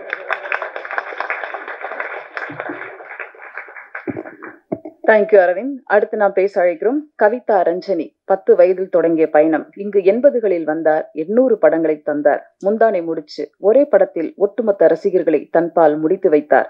இவருக்காக கதை எழுதியவர்களும் இவருக்காக கதை எழுதுபவர்களும் இப்போதும் உண்டு. வெகுஜனமாக நடித்து வெகுளியாக நடித்து வெகுஜன மக்களை சென்று சேர்ந்தவர். நடிப்பாலும் சிரிப்பாலும் ஊரை வசியப்படுத்தும் ஊர்வசி. முந்தானை முடிச்சு பரிமளா இப்போது ஜே பேபியாக உங்கள் முன் பேச வருகிறார். அழைக்கிறோம் ஊர்வசி அவர்களை. தேங்க்யூ கவிதா. எல்லாருக்கும் வணக்கம். ஏன்னா அவங்க பேரும் சேர்ந்து இருக்கிறதுனால மறக்காம சொல்லிட்டாங்க. அதுக்கு தான் தேங்க்ஸ். உண்மைதான். 10வது வயசுலேருந்து ஒரு பயணம் பண்ணும்போது ரொம்ப இப்படி திரும்பி பார்க்க வேண்டியிருக்கு. பட் எல்லா காலத்துலேயுமே எல்லா இண்டஸ்ட்ரியிலையும் ஏதோ படம் பண்ணிகிட்டு இருக்கிறதுனால ரொம்ப ஒரு கேப் எனக்குமே ஃபீல் ஆனதில்லை. நான் என்ன சொல்கிறது, எல்லா ஜென்ரேஷனோடவும் ஒரே மாதிரி ட்ராவல் பண்ணிகிட்ருக்கேன். இந்த படம் ஜேபிபிங்கிற படம் என்னன்னு சொல்கிறது, இந்த படம் ஒத்துக்கிறதுக்கு ரொம்ப டைம் எடுத்துக்கிட்டேன். அதுதான் சுரேஷ்ங்கிற ஒரு இயக்குனருடைய பொறுமையும் தனக்கு என்ன வேணுமோ அதை பொறுமையாக சாதிச்சுட்டு தான் போவேங்கிற ஒரு ஆட்டம். பாவம் மாதிரி உட்காந்துருக்கிறாருன்னு நினைக்கிறீங்க. தனக்கு என்ன தேவைங்கிறது அந்த பாவமான முகத்தோடவே அப்படியே உட்கார்ந்து சாதிச்சு எடுப்பார். நான் திரும்ப திரும்ப இல்லை சுரேஷ், எனக்கு என்னமோ அந்த பேரம்பேத்தியெல்லாம் எடுத்து ஒரு கேரக்டர் பண்ணுறதுக்கான ஒரு மெச்சூரிட்டி பத்தலை. நான் ஸ்பீடாக நடப்பேன், ஸ்பீடாக பேசுவேன், அப்படி தான் பொதுவாக. கொஞ்சம் ஒரு மெச்சூர்ட் கேரக்டர்னும் போது கொஞ்சம் மெதுவாக நடக்கணும், மெதுவாக பேசணும், அதெல்லாம் ரொம்ப ஆர்டிஃபிஷியலாக இருக்கும். ஃபர்ஸ்ட் ஆஃப் ஆல் எனக்கு நடிக்கவே வராது. நல்லா நடிங்கன்னா நான் மாட்டிக்குவேன். அது எப்படி நல்லா நடிக்கிறது ரொம்ப யோசிக்க வேண்டியிருக்கும். எனக்கு நிறைய சில படங்கள்லாம் அப்போல்லாம் தெலுங்கு டைரக்டர்ஸ் எல்லாம் கூப்பிடும்போது, மேடம் இது பயங்கரமாக நடிக்கிற ஒரு கேரக்டர், இதை நல்லா நடிச்சிடுங்கன்னா, ஐயோ நடிக்க சொல்கிறாங்களே, அது எப்படி தான் நல்லா நடிக்கிறது, நீங்கள் இதுதான் கேரக்டர், நீங்கள் எதாவது பண்ணுங்கன்னா பரவாயில்ல, ஏதோ வர்ற மாதிரி ஏதோ பேசிட்டு போவேன். அப்படி நடிக்கிற உடனே ஆஹா அப்படி சிந்தனை வந்துடும் எனக்கு. இது எனக்கு கேரக்டர் ரொம்ப பிடிச்சிருந்துச்சு. கொஞ்சம் நிறைய என்ன சொல்கிறது, ஸ்விங் ஆகிற மூடு இப்படியே ஸ்விங் ஆகிட்டு இருக்கிற ஒரு கேரக்டர். இந்த நேரத்தில் என்ன பண்ணுன்னு தெரியாது, அடுத்த சீனில் அப்படியே சிரிச்சுக்கிட்டே ஆரம்பிக்கிற மாதிரி இருக்கும், திடீர்னு கடைசியில் அழுதுடும். அப்புறம் ரொம்ப சீரியஸாக ஆரம்பிச்சுட்டு கடைசியில் பார்த்தா ரொம்ப ஃபன்னாக இருக்கும். ஸோ ஒரு கேரக்டருடைய நான் நினைக்கிறேன் ரொம்ப வருஷத்துக்கு அப்புறம் அப்படி தான் சொல்லணும். மற்றதெல்லாம் ஒரு ஜோனர் சொல்லிடுவாங்க, இது ஹியூமர் பேஸ்டு ஃபிலிமா, இது ரொம்ப சீரியஸான ஒரு ஃபிலிம், இல்லைன்னா இது ஒரு ஆக்ஷன், இது ஒரு க்ரைம் த்ரில்லர், இது கோஸ்ட்டு, இப்படி எல்லா படத்துக்குமே ஒரு ஒரு என்ன சொல்கிறது, ஒரு கிருத்தியமான ஒரு சுபாவம் இருக்கும். இப்படி தான் இந்த கேரக்டர்ஸ் எல்லாம். பட் இதில் அப்படி சொல்ல தெரியல, இதுதான் கதை அப்படின்னு அவர் ரொம்ப விளக்கமாலாம் எனக்கு சுரேஷ் சொல்லவே இல்லை. ஆனால் கடைசியில் வேற வடிவெல்லாம் சொன்ன முடியாது சுரேஷ். பிகாஸ் ஏஜில் இருந்து ஓரளவுக்கு இருக்கிற ஒரு கேரக்டர்னா கூட பரவாயில்ல. என் பையன் 4வது தான் படிக்கிறான், என் பொண்ணெல்லாம் திட்டுவா, அவங்க கூட இருக்கிற பசங்க உங்களை பொண்ணை பாட்டின்னு சொல்கிற அளவுக்கு கேரக்டர்லாம் பண்ணி வச்சிடாத, இது ஆண்டியோட நிறுத்திக்கோ அப்படின்னுவா. நான் அவளும் காலேஜில் படிக்கிறான். ஸோ சிலதெல்லாம் அவங்களுக்காகவும் பண்ண வேண்டியிருக்கு. எல்லாம் சொல்லி முடிச்சு கடைசியில் சுரேஷ் முகத்தை பார்த்தா பின்ன எனக்கே டவுட் வரணும். இவர்கிட்ட தான் சொன்னேன் நான் ரொம்ப நேரமா, இல்லை இவர் காதல விழலியா? சரிம்மா சரிம்மா, இல்லை நான் சொன்னது உங்களுக்கு புரிஞ்சிச்சா சுரேஷ்? புரியுது. சரிம்மா, அப்போ நம்ம என்ன பண்ணலாம், எப்படி பண்ணலாம்? சார் நான் அதுதானே சொல்கிறேன், இந்த மாதிரிலாம். ஓ கரெக்ட் கரெக்ட், ஆமாம்மா சொன்னீங்கல்ல. சரி அப்போ எப்போ ஷூட்டிங் வச்சிடலாம்? திரும்ப திரும்ப திரும்ப கடைசியாக ஒரு லேப்டாப் எடுத்துகிட்டு வந்துட்டு, ஆமாம் இதுதான்மா சுரேஷ் இருக்கட்டும் சுரேஷ், அது மூடுங்க முதல்ல, இருக்கட்டும், நான் தான் சொன்னேனே இந்த மாதிரி சில, அது கரெக்டுமா, நீங்கள் சொல்லிட்டீங்க ஓகே, ஆனால் இதை பாருங்கள், அதை எடுத்து ஓப்பன் பண்ணி அவர் பாட்டுக்கு தான் நினைச்சது சாதிக்காமல் இந்த வீட்டிலேருந்து போகிறதில்லைன்னு முடிவு பண்ணிட்டார். நம்ம அப்படி ஒருத்தர் கங்கணம் கட்டிக்கிட்டு வந்தால் நம்ம மாட்டிக்குவோம் நம்மளும். ஐயோ என்ன பண்ணுறது, துப்பாக்கி எடுத்துட்டு மரியாதையாக நடிக்கிற இல்லைன்னா கூட பரவாயில்ல, என்ன மிரட்டுற அப்படின்னு கேட்டுடலாம். இது ஒன்றும் மிரட்டல் கிடையாது, உருட்டல் கிடையாது, பெரட்டல் கிடையாது. அப்படியே வச்சுட்டு இவங்க தான் அஜய் பேபி, இது வந்து என் பெரியம்மா, இது வந்து அவங்க அந்த குடும்பத்தில் இருக்கிறவங்கெல்லாம் இவங்க தான். இதுதான் ஒரிஜினல் லொக்கேஷன். நம்ம ஷூட் பண்ண போகிறது யாரு, நம்ம ஷூட் பண்ண போகிற லொக்கேஷன் இதுதான் வருது, இதான் வருதுன்னு சொல்லி அப்படியே கீழே உட்காந்துட்டாரு. எனக்கு எழுந்து இப்படி ஓட முடியாது, இப்படி ஓட முடியாது, இப்படி ஓட முடியாது. நானும் அந்த சோஃபாவில் அப்படியே உட்காந்துட்டேன். கடைசியில் என்ன பண்ணுறது, ஷூட்டிங் டேட்டை பற்றி பேசுங்க, மற்ற ஃபார்மாலிட்டி எல்லாம் யார்கிட்ட பேசணும், இந்த 2 வார்த்தையை 1 மணி நேரமாக பேசி பேசி எனக்கு வேற வழியில் சரியா படம் பண்ணுறேன் அப்படிங்கிற முடிவுக்கு நான் வந்தேன். ஆனால் அந்த பொறுமை அந்த ஷூட்டிங் முழுக்க நான் கவனித்தேன். ஏன்னா ஒரு படம் என்னதான் அந்த தான் வாழ்க்கையில் நடந்த சம்பவமாக இருந்தும் கூட எப்போவாவது ஒரு இயக்குனருக்கு ஒரு சின்ன பதட்டம், இல்லை பப்ளிக் ரோடில் நிறைய ஷூட் பண்ணியிருக்கோம். இந்த கேமரா ஜெயந்தையும் ரொம்ப ஒத்துக்கணும். ஏன்னா நடு ரோடெல்லாம் ஷூட் பண்ணி நாங்கள் பாட்டுக்கு அந்த ரோட்டில் ஓடுறதெல்லாம் ரொம்ப கஷ்டப்பட்டு தான் ஷூட் பண்ணோம். ஏன்னா வித்தவுட் பிரேக்கில் போய் அந்த வெயிலில் அந்த மெலடி ஒரு ஆக்ட்ரஸ் தானான்னு எனக்கு ரொம்ப டவுட் இருந்துச்சு. ஒரு 5-6 நாள் இந்த பொண்ணை இந்த கூட்டத்தில் இருந்து வந்துச்சா, இல்லை இந்த ஃபேமிலியில் இருக்கிற பொண்ணா, அப்படி ஒரு இமோஷனலான ஒரு முகம், அவ்வளோ நேச்சுரலான பெர்ஃபார்மன்ஸ். அண்ட் நம்ம தினேஷும் மாறனும் எல்லாருமே, நான் தினேஷுடைய ஒரு ரசிகைன்னு சொல்லணும். ஏன்னா அவ்வளோ ஒரு என்ன சொல்கிறது, மனசு முழுக்க அந்த கேரக்டரு அந்த இமோஷனை ஏற்றுக்கிட்டு அப்புறம் தான் வெளியே வரும். இப்போ நான் பிகினிங் டேஸ்லாம் சுரேஷ்ட கேட்டேன், சுரேஷ் ஒன்றும் தினேஷ் முகத்தில் ஒன்றுமே இருக்கிற மாதிரி தெரியல, அப்படியே ஒரு சன்னியாசினியுடைய நிசங்கமான ஒரு முகம். இதை வச்சுட்டு நமக்கு நிறைய இமோஷனல் சீன்லாம் வருது. நான் படங்கள்லாம் பார்க்கும்போது நல்லா இருந்தது, அட்டகத்தி, விசாரணை எல்லாம் பார்க்கும்போது இருந்தது. அப்படிதான் இதில் இருக்குமா இருக்கும் அதெல்லாம் இருக்கும், ஒன்றும் கவலைப்படாதீங்க. ஆனால் படத்தை பார்க்கும்போது உண்மையிலேயே அந்த இமோஷனில் சில சீன்ஸ் எல்லாம் எனக்கு சாதாரணமாக தெரிஞ்சு தர ஆக்ட் பண்ணும்போது. அப்புறம் தான் நினச்சேன் நம்மளையும் இப்படித்தான் நினைப்பாங்களோ, முகத்தில் ஒன்றும் சரியாக தெரியல. அதுக்கப்புறம் சொல்லணும்னா நம்ம மாறனுடைய பொதுவான ஒரு என்ன சொல்கிறது, அந்த ஒரு டீமே இல்லை இங்கே. நீங்கள் கலாய்க்கிறதுக்கு சுரேஷையும் கலாய்க்க முடியாது. ஏன்னா அதுக்கெல்லாம் ரொம்ப அப்பாற்பட்ட ஒரு முனிவர். அவர் வாட்டுக்கு நடந்து, அவர் வாட்டுக்கு வந்து, அவர் வாட்டுக்கு நின்று, நீங்களாம் என்ன பெண்ணுங்கய்யா, நான் தான் அதை முடிவு பண்ணி வந்துட்டேன், இனி இதை எடுத்துக்கிட்டு தான் போகிறது அப்படின்னு. தினேஷ் வந்து மாறன் உட்கார்ந்துருக்கிறத பார்த்தாலே சிரிச்சுக்கிட்டே அப்படி ஆகிற ஒரு ஆள். எனக்கும் அதை பார்த்தீங்களா, அந்த கோழி குஞ்சு முட்டையிலேருந்து விரிஞ்சா மாதிரியே ஒரு முகத்தை வச்சுக்கிட்டு யாரை கலாய்க்கலான்னே இப்படி ஆராய்ச்சி பண்ணி, அதுவும் கல்கட்டாலாம் நம்ம வெளியூர் தெரியாத ஒரு ஊரில் ஷூட்டிங் போனால் அங்கே சாப்பாடு எப்படி இருக்கும், இல்லை அதை ஆர்டர் பண்ணி சாப்பிட்டுக்கலாம், இதை வாங்கி சாப்பிடலாம், இப்படியெல்லாம் ஒரு ஆசை இருக்கும்.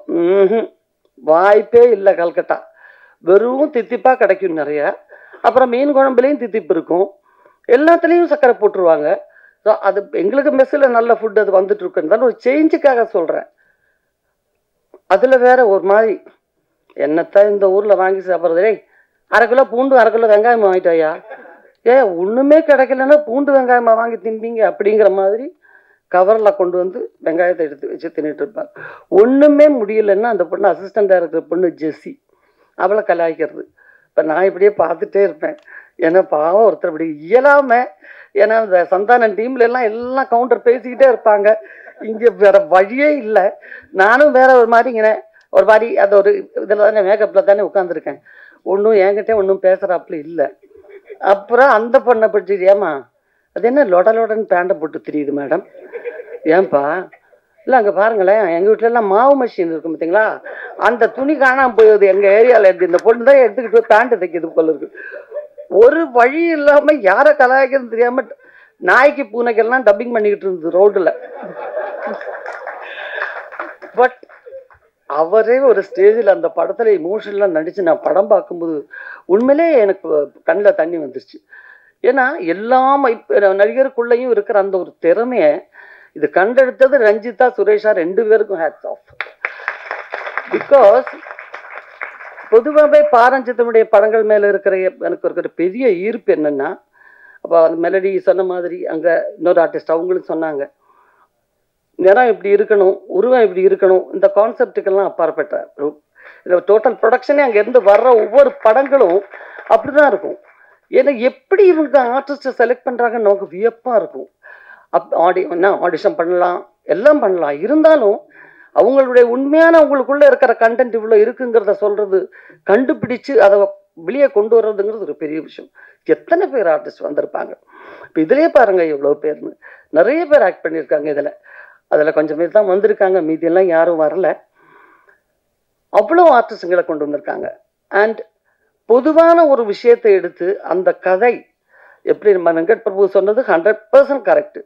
ஏன்னா அந்த கதை, இந்த கதையை நான் கொண்டு வரலாம், அது மேலே நம்பிக்கை வந்திருக்குன்னு சொன்னால் அது ஒரு தயாரிப்பாளருடைய தைரியம். நான் எப்பவுமே கமல் சாரை சொல்லுவேன்னா, மகளிர் மட்டும் மாதிரி ஒரு படம், நான் ரேவதி ரோகிணி, மார்க்கெட்டில் மஸ்டாக இல்லாத 3 கதாநாயகிகள் இருக்கலாம், இவங்க இருந்தால் தான் படம் ஓடணும் அப்படிங்கிறதெல்லாம் இல்லாத ஒரு டைமில் எங்களை நம்பி ஒரு கதையை படமாக எடுக்கிறதுக்கு அவர் அவ்வளோ தூரம் பிளான் பண்ணி ஒர்க் பண்ணுறாரு. எதை வச்சு எங்களை நம்பினார்னே நினச்சிக்கிட்டு இருப்பேன் நான் பாதி படத்துக்கு வேலை வரைக்கும். அந்த மாதிரி இப்போ இந்த கதையை பாருங்கள், அவர் நீலம் ப்ரொடக்ஷன்ஸ் நினச்சாக்கா எவ்வளோ பெரிய ஹீரோஸை வச்சு எப்பேற்பட்ட படங்கள் வேணலாம் பண்ணிட்டு இருக்காங்க. But at the same time இந்த ஒரு கதையை நம்பி இப்படி ஒரு படம் எடுத்தாருன்னு நினைக்கும் போது நான் டப்பிங் டைம்லாம் சுரேஷ்ட சொல்லுவேன், எப்படி சுரேஷ் நீங்கள் கூட திங்க் பண்ணும்போது ஃபஸ்ட்டு கிடச்சிருக்கு, நீலம் ப்ரொடக்ஷன்ஸ் மாதிரி நல்ல ஒரு ப்ரொடக்ஷன் உங்களுக்கு கிடச்சிருக்கு, ஏன் கொஞ்சம் அந்த மாதிரி ஒரு படம் ஏன் நீங்கள் பிளான் பண்ணலை? இல்லைம்மா, எனக்கு இதயத்துக்குள்ளே அந்த கதைகள் பண்ணணுன்னு தான் எனக்கு ஆசை. என் மனசுக்குள்ளார இருந்த அந்த எமோஷன்ஸு நம்ம வாழ்க்கையிலே அவ்வளோ விஷயங்கள் வெளியே கொண்டாடுறதுக்கு இருக்கும்போது வெளியே போய் என் கதையை தேடுவானே, அதனால தான் இந்த ஒரு கதையை எடுத்தேன் அப்படிங்கிறது. அண்ட் ஒவ்வொரு சீனும் அந்த ஒவ்வொரு லொக்கேஷனும் சாதாரண ஒரு ஃபிலிம் லொக்கேஷன் மாதிரி இல்லை, ஷூட்டிங் மாதிரி இல்லைன்னு ஒவ்வொருத்தரும் சொல்கிறதுக்கு காரணம் மினிமம் அளவில் இருக்கிற ரூம்ஸில் எல்லாம் ஷூட் பண்ணியிருக்கோம். அது ஜஸ்ட் அந்த கேமரா மட்டும்தான் வைக்க முடியும். அந்த மாதிரி ஒரிஜினல் லொக்கேஷனில் தான் ஷூட் பண்ணியிருக்கோம். சார் எனக்கு பதில் சொல்கிறீங்களா, அங்கே சொல்கிறீங்களான்னு தெரியலையே. நான் தான் என்கிட்ட சொல்கிறேன், வேறையா? Okay okay okay. அந்த மாதிரி நிறைய எடுத்திருக்காங்க. அது நீங்கள் பாருங்கள், நீங்கள் படம் பார்த்தீங்கன்னா தான் தெரியும். இது முழுக்க முழுக்க இயக்குனர் படங்க. அண்ட் ரஞ்சித்துடைய ஒரு டிசிப்ளின், ஒரு ப்ரொடக்ஷன் டிசிப்ளின் அப்படிங்கிறது எல்லாருமே தெரிஞ்சுக்க வேண்டிய விஷயம். சைலண்டாக வேலை நடக்கும், ஆனால் அந்த படத்தினுடைய குவாலிட்டிக்காக எந்த குறையும் அந்த படத்துக்கு வைக்க மாட்டார். இன்னும் ஒரு சின்ன பட்ஜெட் படம் தானே, இப்படி எடுத்தால் போதுங்கிறது இருக்கவே இருக்காது, எல்லா ஃபெசிலிட்டியும் இருக்கும். ஸோ அவங்க யூனிட்டில் நிறைய படம் ஒர்க் பண்ணணும்னு ஒரு வாரத்துலேயே அவ்வளோ ஆசை எனக்கு வந்துடுச்சு. ஸோ அந்த அளவுக்கு ஒரு நல்ல ப்ரொடக்ஷன், அவங்க நிறைய படம் எடுக்கணும், நிறைய ஆர்டிஸ்டுங்களை கொண்டு வரணும். அண்ட் சுரேஷ், நீங்கள் ஒரு கிரேட் பர்சனாலிட்டி அண்ட் ரொம்ப டேலண்டட் டைரக்டர். நாளைக்கு பெரிய லெவலுக்கு வருவீங்க கண்டிப்பாக. எல்லா மொழியிலையும் படம் பண்ணக்கூடிய அளவுக்கு ஒரு பெரிய டைரக்டராக அவர் வரணும். எல்லாருடையும் வாழ்த்துக்கள் இருக்கணும். எல்லாருக்கும் வந்தவங்க அத்தனை பேருக்கு நிறைய படத்தை பார்த்துட்டு சொல்லுங்கள். கண்டிப்பாக நாங்கள் எல்லாம் சும்மா சொல்ல மாட்டோம் அப்படிங்கிறது உங்களுக்கு படம் பார்த்ததுக்கப்புறம் ஃபீல் ஆகும். நன்றி, வணக்கம். Thank you ma'am. ரொம்ப நாளைக்கு பிறகு உங்களோட பேச்சை கேட்டோம், ரொம்ப சந்தோஷம். அடுத்து நாம் பேச அழைக்கிறோம். காதலும் காம தூக்கலும் வன்மமும் போதையும் பெருகும் கலாச்சார கதறல்களுக்கு இடையே உறவையும் மகன் தாய் என்ற உன்னத வலிமையையும் தலைமுறை தாண்டிய படைப்பாக தான் அறிமுகமாகும் முதல் படைப்பிலேயே வாழ்க்கையை மகிழ்ச்சியாக வாழ நல்ல உறவுகள் மட்டும் தேவை என்று அடி ஆழம் சொல்லும் பேபி படத்தின் அறிமுக இயக்குனர் சுரேஷ் மாரி அவர்களை பேச அழைக்கிறோம்.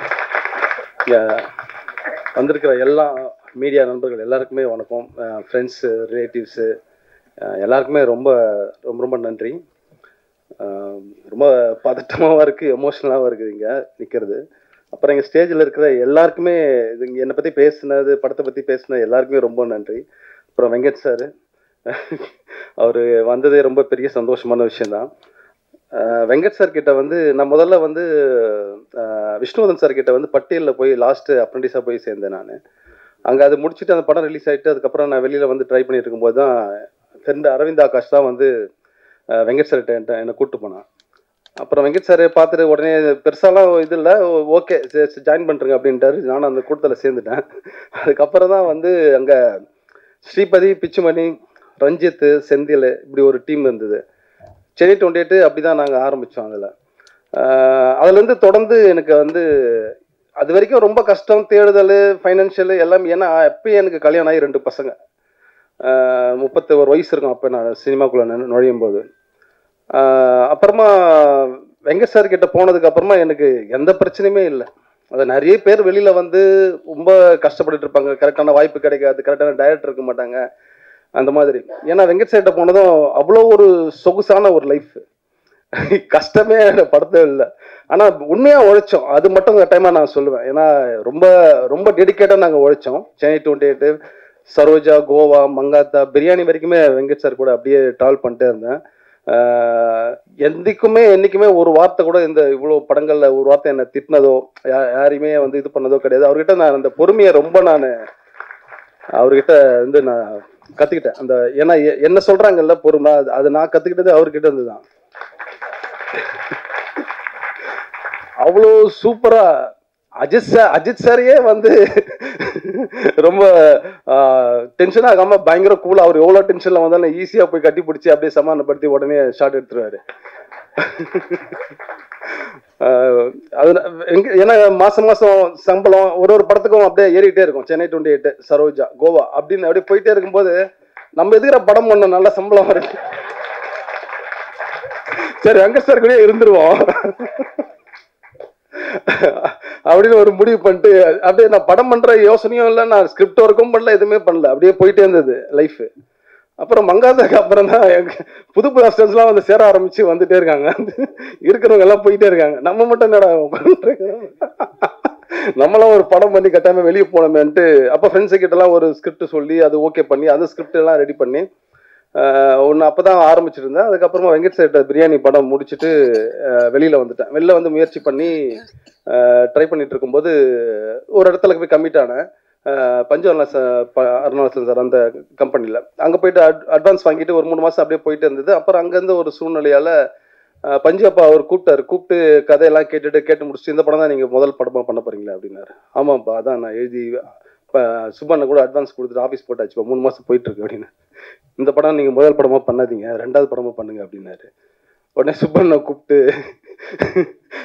சுரேஷ் அப்பா இந்த மாதிரி சொல்லிட்டாரு, வேணா வெளில வேறு ஏதாவது ட்ரை பண்ணுங்க. சரிங்க நான் ஓகே நான் சொல்லிட்டு வெளில வந்துட்டேன். இந்த மாதிரி ஒரு 2-3 இடத்துல போயிட்டு அட்வான்ஸ் வாங்குறது, கம்மிட்டு வருது, உட்காருது, அப்புறம் வெளியில் வந்துடும்.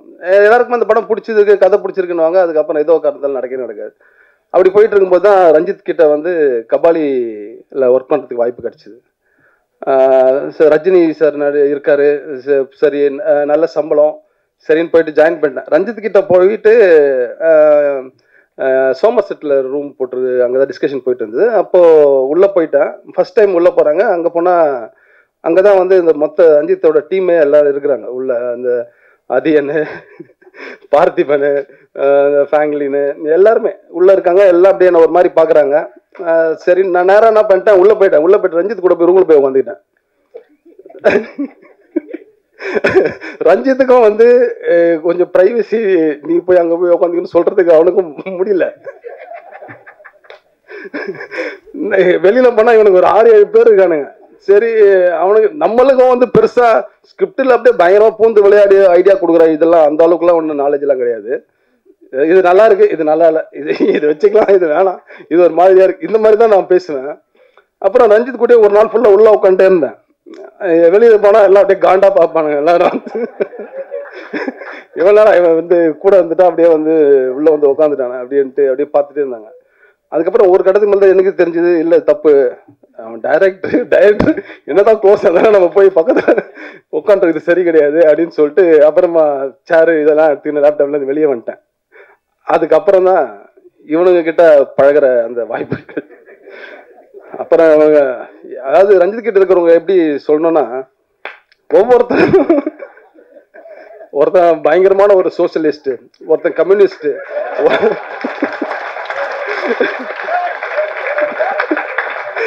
அப்புறம் ஒரு ஃபெமினிஸ்ட், அப்புறம் வந்து அதுக்கப்புறம் ஒவ்வொரு எந்த லிஸ்ட்டுமே எனக்கு தெரியாது. நான் வெங்கட் சார் கிட்ட இருந்து அப்படியே பிளைண்டா வந்து அவங்க உட்காந்துருக்கேன்னா அது வந்து யாருமே ஹேண்டில் பண்ண முடியல. ஏன்னா எல்லாருமே பயங்கர அரசியல் பேசுறானுங்க, நம்மளுக்கு சுத்தமா அது தெரியவே தெரியாது.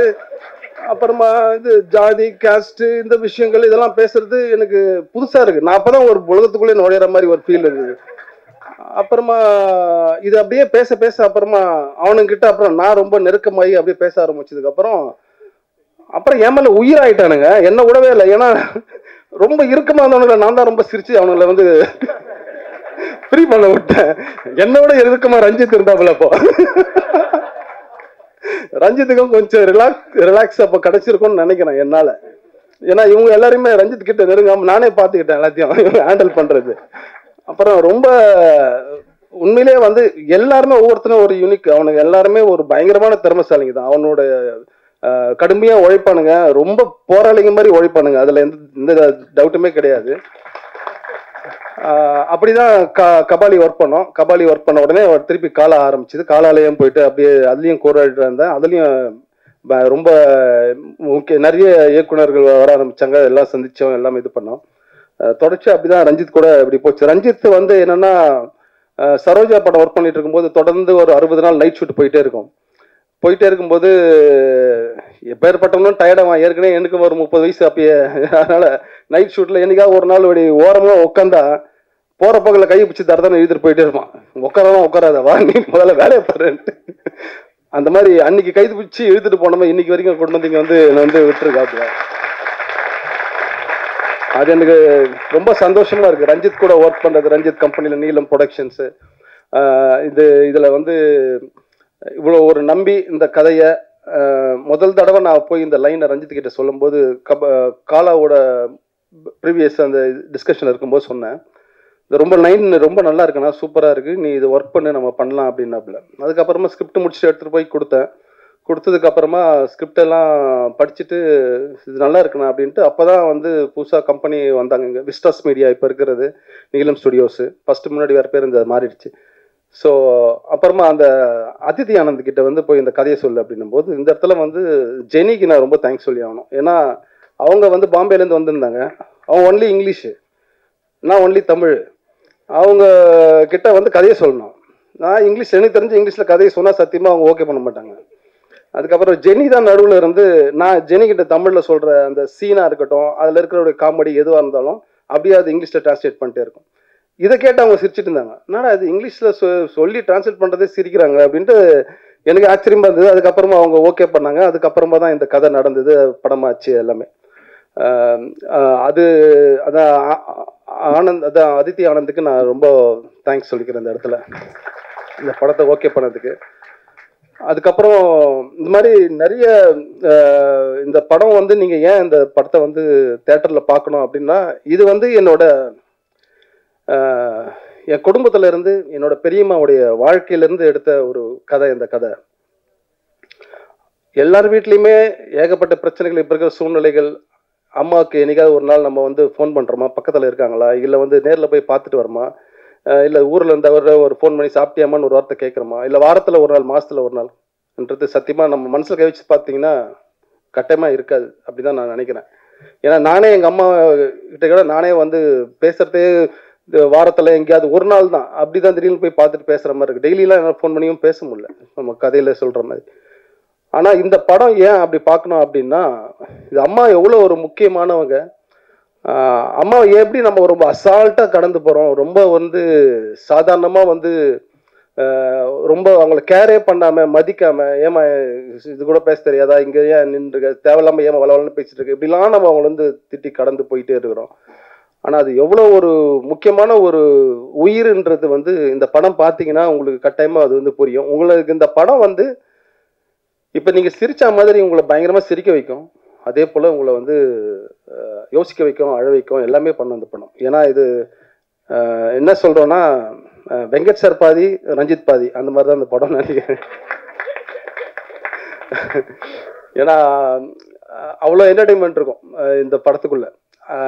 இவங்க 2 பேர்கிட்டயுமே இருந்து நான் ரஞ்சித் கிட்டையும் அதான் கற்றுக்கிட்டேன். ரஞ்சித்தும் வந்து ஸ்பாட்டில் எங்கேயுமே வந்து ஒருத்தரை இது வரைக்கும் ஒரு நாள் திட்டினது கிடையாது. அவனுக்குள்ளே தான் அந்த கோபமும் கஷ்டமும் ஏதாவது இருக்குமே கண்டி யாரையுமே ஒரு வார்த்தை ஒரு சொல்லி எதுவுமே பண்ணது கிடையாது. அதுக்கப்புறமா நிறைய டைம் எடுத்துக்கிறேன்னா இல்லை பேசலாமான்னு தெரில எனக்கு. இப்போ இந்த படத்துக்குள்ள டெக்னீஷியனாக வந்து உள்ள வந்து ஒவ்வொருத்தருமே ஃபஸ்ட்டு வந்து எடிட்டர் சண்முகம் சார் கட்டாயமாக அவரை சொல்லணும். என்னன்னா அவர் வந்து குக்கு, ஜோக்கரு, ரேணிகுண்டா அந்த மாதிரி படங்கள்லாம் பண்ணிட்டு அவர் கொஞ்சம் உடல் சரியில்லாமல் ஏதோ இருந்துட்டு அப்புறம் தான் திரும்பி வராரு. நண்பர் மூலியமா எனக்கு அறிமுகமானார். இந்த 3 படமே எனக்கு ரொம்ப பிடிச்ச படம். அப்பயே முடிவு பண்ணிட்டேன் இவர் கூட ஒர்க் பண்ணலாம் அப்படின்னு சொல்லிட்டு. முதல் நாள் 2 நாள் ஷூட்டிங்கு கட் பண்ணி சீன்ஸு காமிச்சாரு. எனக்கு ரொம்ப தைரியம் கொடுத்துட்டே இருந்தார். சார் நீங்கள் கரெக்டாக தான் பண்ணுறீங்க, கரெக்டாக ஒர்க் அவுட் ஆகுது, இது ஓகே தான் அப்படின்னாரு. ஆனால் எனக்கு பயம் இருந்துக்கிட்டே இருந்தது. கரெக்டாக 2-3 நாள் கழிச்சு ஒரு பிரேக் வந்தது ஒரு நாள். அப்போ எல்லாத்தையும் எடுத்துட்டு தூக்கிட்டு ஓட்டு போய் ரஞ்சித் கிட்ட முதல்ல போய் காமிப்போம் சார், அது சொல்லிட்டோம் அப்படின்னு சொல்லிட்டு ரஞ்சித் கிட்ட எடுத்து போய் கூப்பிட்டு போய் காமிச்சேன். ரஞ்சித் பார்த்துட்டு கரெக்டாக தானே இருக்குது, நல்லா தான் எடுத்துகிட்டு இருக்க, அதெல்லாம் எதுவும் யோசிக்காத நீ பண்ணு அப்படின்னு. ஏன்னா முதல்ல நம்மளை நம்பி ஒரு பெரிய பொறுப்பு கொடுத்துருக்காங்க, பயம் இருக்குது, இது கரெக்டாக கொண்டு போய் சேர்க்கணும், கரெக்டாக எடுக்கணும், வாய்ப்பு கொடுத்து அது சரியாக பயன்படுத்தாமல் போயிட்டோம்னா அது பெரிய தவறாயிடும். ஏன்னா 1 லட்சம் 2 லட்சம் கிடையாது, பல கோடிகள் போட்டு நம்ம படம் பண்ணுறோம். அந்த பயம் எனக்கு ரொம்ப கொடுத்துட்டே இருந்தது. அதில் எடிட்டர் வந்து ரொம்ப எனக்கு பெரிய சப்போர்ட் பண்ணார். அப்புறம் வந்து ஜெயந்த் சேதுமாதவன் கேமராமேனு, இவர் வந்து இந்த கதைக்குள்ள நான் ட்ரை பண்ணேன். எனக்குலாம் அடுத்தடுத்ததுன்னு, ஏன்னா நான் படம் பண்ணும்போது ஒரு டீம் செட் பண்ணி வச்சிருந்தேன், இவங்க கூட தான் ஒர்க் பண்ணணும் அப்படின்னு சொல்லிட்டு. அது எல்லாமே என்னன்னா எல்லாருமே பயங்கர பிஸி ஆயிட்டாங்க, எல்லாருமே ஒரு படத்துக்குள்ள இருக்காங்க, யாருமே என்னால் எனக்கு கூட முடியல.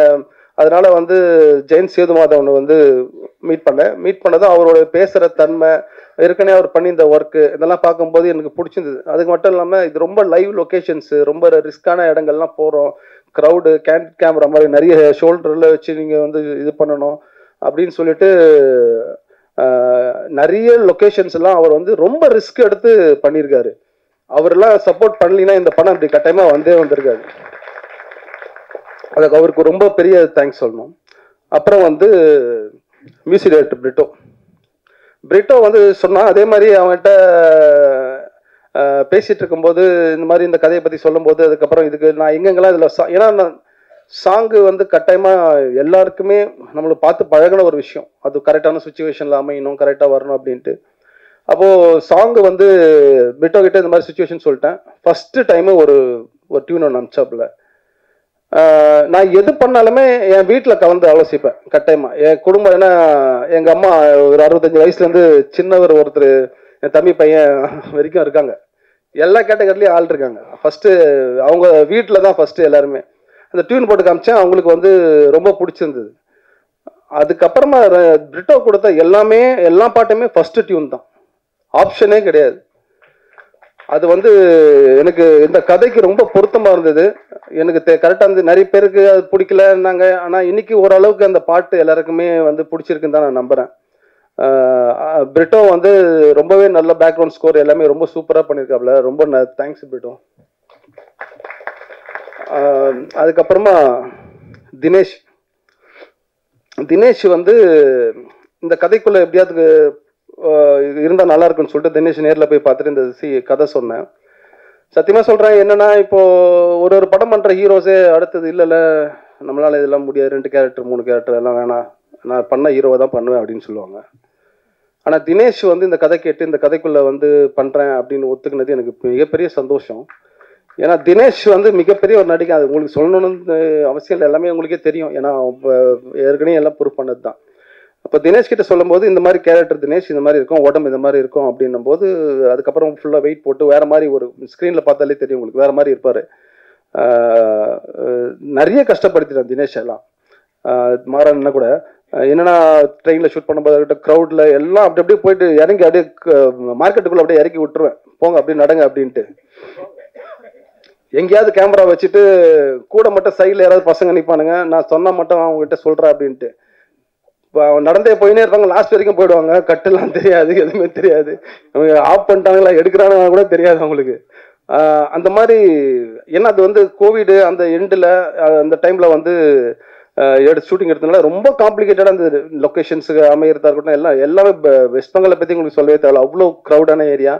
அந்த இடத்துல வந்து வச்சு தினேஷ் எல்லாம் ரொம்ப கஷ்டப்படுத்தினேன். ஆனால் எந்த இடத்துலையுமே தினேஷ் வந்து பயங்கர சப்போர்ட்டிவாக இருந்து இந்த படத்தை ரொம்ப நல்லபடியாக எங்களுக்கு வந்து பண்ணி கொடுத்து, நான் என்ன எதிர்பார்த்தனோ அந்த கேரக்டர் எப்படி இருக்குன்னு எதிர்பார்த்தனோ அதை தினேஷ் அப்படியே லைவாக உண்மையாக கொண்டு வந்திருக்காப்புல. நீங்கள் படம் பார்க்கும்போது உங்களுக்கு அது தெரியும்.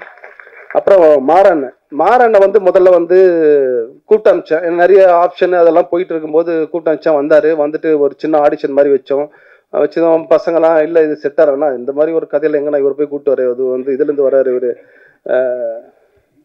சார் ரொம்ப thanks sir, Venkat sir, thanks sir, thank you sir. Okay sir, ரொம்ப நன்றி சார். சார் ஒரு மட்டும் ரிலீஸ் பண்ணிட்டு போயிடலாம் வாங்க. நான் கொஞ்சம் டைம் எடுத்துக்கிறேன். இல்லை சார் பரவாயில்ல, வாங்க. எங்க இருக்கு editor Shanmugam sir Shanmugam sir வாங்க வாங்க. டீசரை வெங்கட் பிரபு அவர்கள் வெளியிட பாரஞ்சித் அவர்கள் பெற்றுக்கொள்வார்கள்.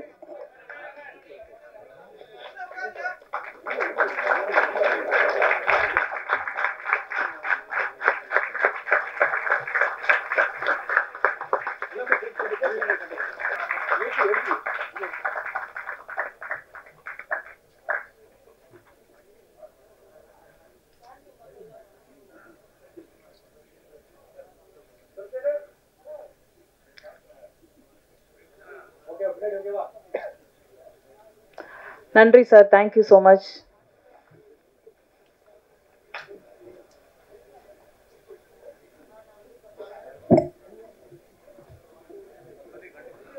Thank you sir. பேசுறீங்க. அப்புறம் மாறண்ண வந்துட்டு நான் எனக்கு அவருக்கு கரெக்டாக இருந்தது. இந்த கேரக்டர் அவர் பண்ணால் நல்லா இருக்குன்னு தோணுச்சு. ஏன்னா ரியல் கேரக்டருக்கு அப்படியே கரெக்டாக ஒத்து போயிருந்தாரு. அதுக்கப்புறமா என்ன ஆச்சு, திடீர்னு வந்து வேற படத்தில் கமிட் ஆயிருக்கேன். எனக்கு இல்லை சார், சாரி சார், தப்பா எடுத்துக்காதீங்க அப்படி இப்படின்னு சொல்லிட்டு ஃபோன் பண்ணதும் எனக்கு பயங்கர அப்செட் ஆயிடுச்சு. என்னடா அது இவ்வளோ தூரத்துக்கு நம்ம இது பண்ணி படம் பண்ண முடியாது போயிடுச்சுன்னு சொல்லிட்டு அப்புறம் கூத்துப்பட்டிலேருந்து ஒருத்தர் தயால்னு சொல்லிட்டு அதுக்கப்புறமா அவரு இன்னொருத்தர் தயால்ன்ற அவரை கூப்பிட்டு வச்சு ஆடிஷன் போயிட்டு அப்புறமா சின்னதாக அவர் கூட வந்து ரிஹர்சல்லாம் அப்படியே போயிட்டு இருந்தது. அப்புறம் திடீர்னு ஒரு நாள் ஃபோனு மாறண்ண கிட்ட இருந்து, இந்த மாதிரி சார் அது கேன்சல் ஆயிடுச்சு, நான் வந்து இந்த படத்தில் பண்ணுறேன் சார் அப்படின்னதும் எனக்கு ரொம்ப சந்தோஷமா இருந்தது. அப்புறமா அந்த அவர் தயால் கிட்ட வந்து ரொம்ப சாரி சொல்லி எக்ஸ்கியூஸ் பண்ணி, நான் எதிர்பார்த்த மாதிரி இருக்காங்க சார், நான் சாரி தப்பாக எடுத்துக்காதீங்க அப்படின்னு சொல்லிட்டு அப்புறமா அவர் வெயிட் பண்ணிட்டு மாறண்ண உள்ள கூப்பிட்டேன். அப்புறம் மாறண்ண எப்படி நடிச்சிருக்காருன்றது நீங்கள் படம் பார்க்கும்போது தான் தெரியும். ஏன்னா அவர் வழக்கமாக ஒரு சிரிச்சு கவுண்டர் டைலாக், ஆனால் இதுலேயும் கவுண்டர் டைலாக் அவர் போட்டிருக்காரு. அந்த யதார்த்தம் மீறாமல் அப்படியே அந்த கதைக்குள்ளே இருக்கும். ரொம்ப சூப்பராக நடிச்சிருக்காரு. ஒரு பெர்ஃபார்மன்ஸ் ஒரு சீனில் வந்து தினேஷும் மாறனும் ரெண்டு பேரோட பெர்ஃபார்மன்ஸை பார்த்துட்டு அன்றைக்கி நான் ரொம்ப கண் கலங்கிட்டேன். நான் அந்த அளவுக்கு ஒரு சூப்பராக வந்து இந்த படத்துக்கு மாறண்ண வந்து அவரை விட்டால் வேற யாருமே ஆப்டாக இருந்திருக்க மாட்டாங்க இந்த கேரக்டர். அவ்வளோ சூப்பராக வந்து மாறண்ண பண்ணியிருக்காரு. அப்புறம் ஊர்வசி அம்மா,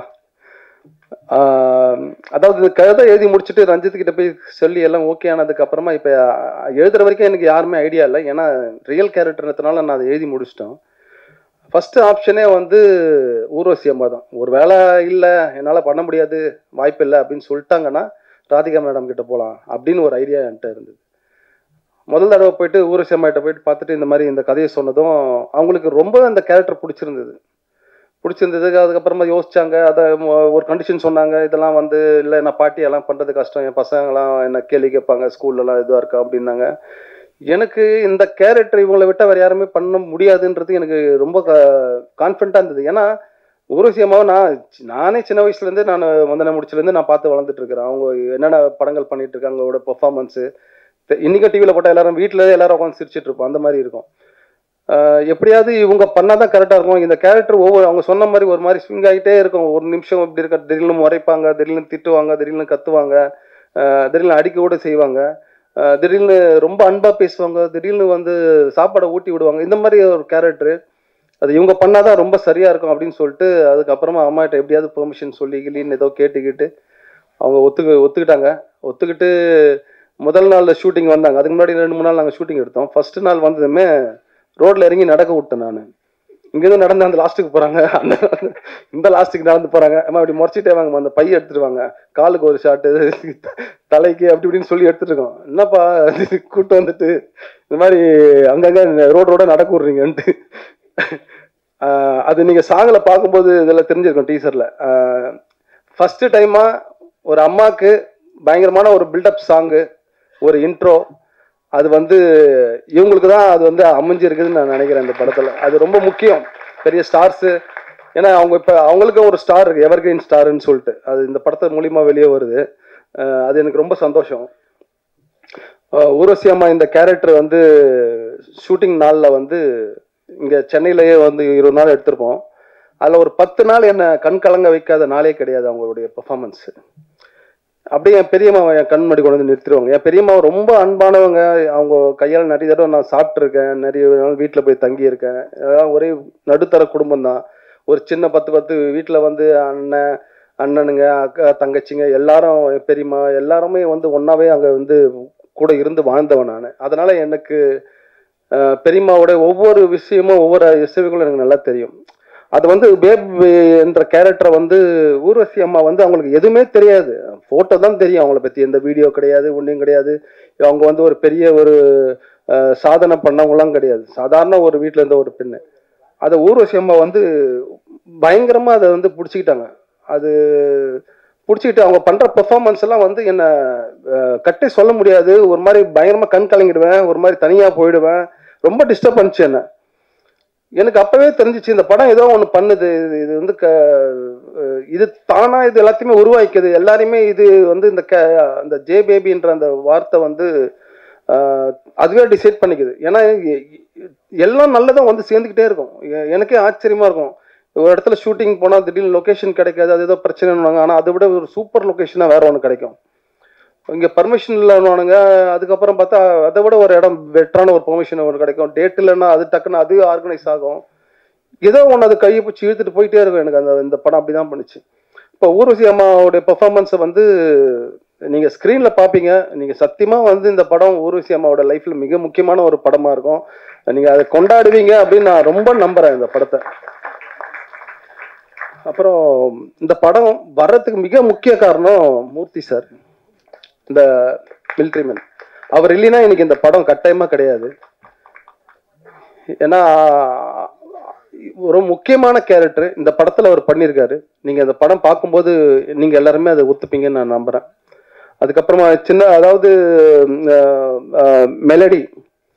மெலடி வந்து அதே போல தான், அதையும் வந்து ஃபர்ஸ்ட் ஆடிஷன் பண்ணும்போது எல்லாருக்குமே வந்து இதுக்கு செட் ஆகுமா அப்படி இப்படின்னு சொல்லிட்டு இருந்தாங்க. ஆனால் மெலடி பண்ணியிருக்க பெர்ஃபார்மன்ஸ் இந்த படத்தில் வந்து நீங்கள் அவுட்ஸ்டாண்டிங்காக இருக்கும். நான் அது வந்து அவ்வளோ சூப்பராக பண்ணியிருக்கு. சஃபிதா, இஸ்மத் பானு எல்லாருமே வந்து ரொம்ப சூப்பராக பண்ணியிருக்காங்க. அப்புறமா சேகர் எல்லாருமே ரொம்ப நல்லா பண்ணியிருக்காங்க.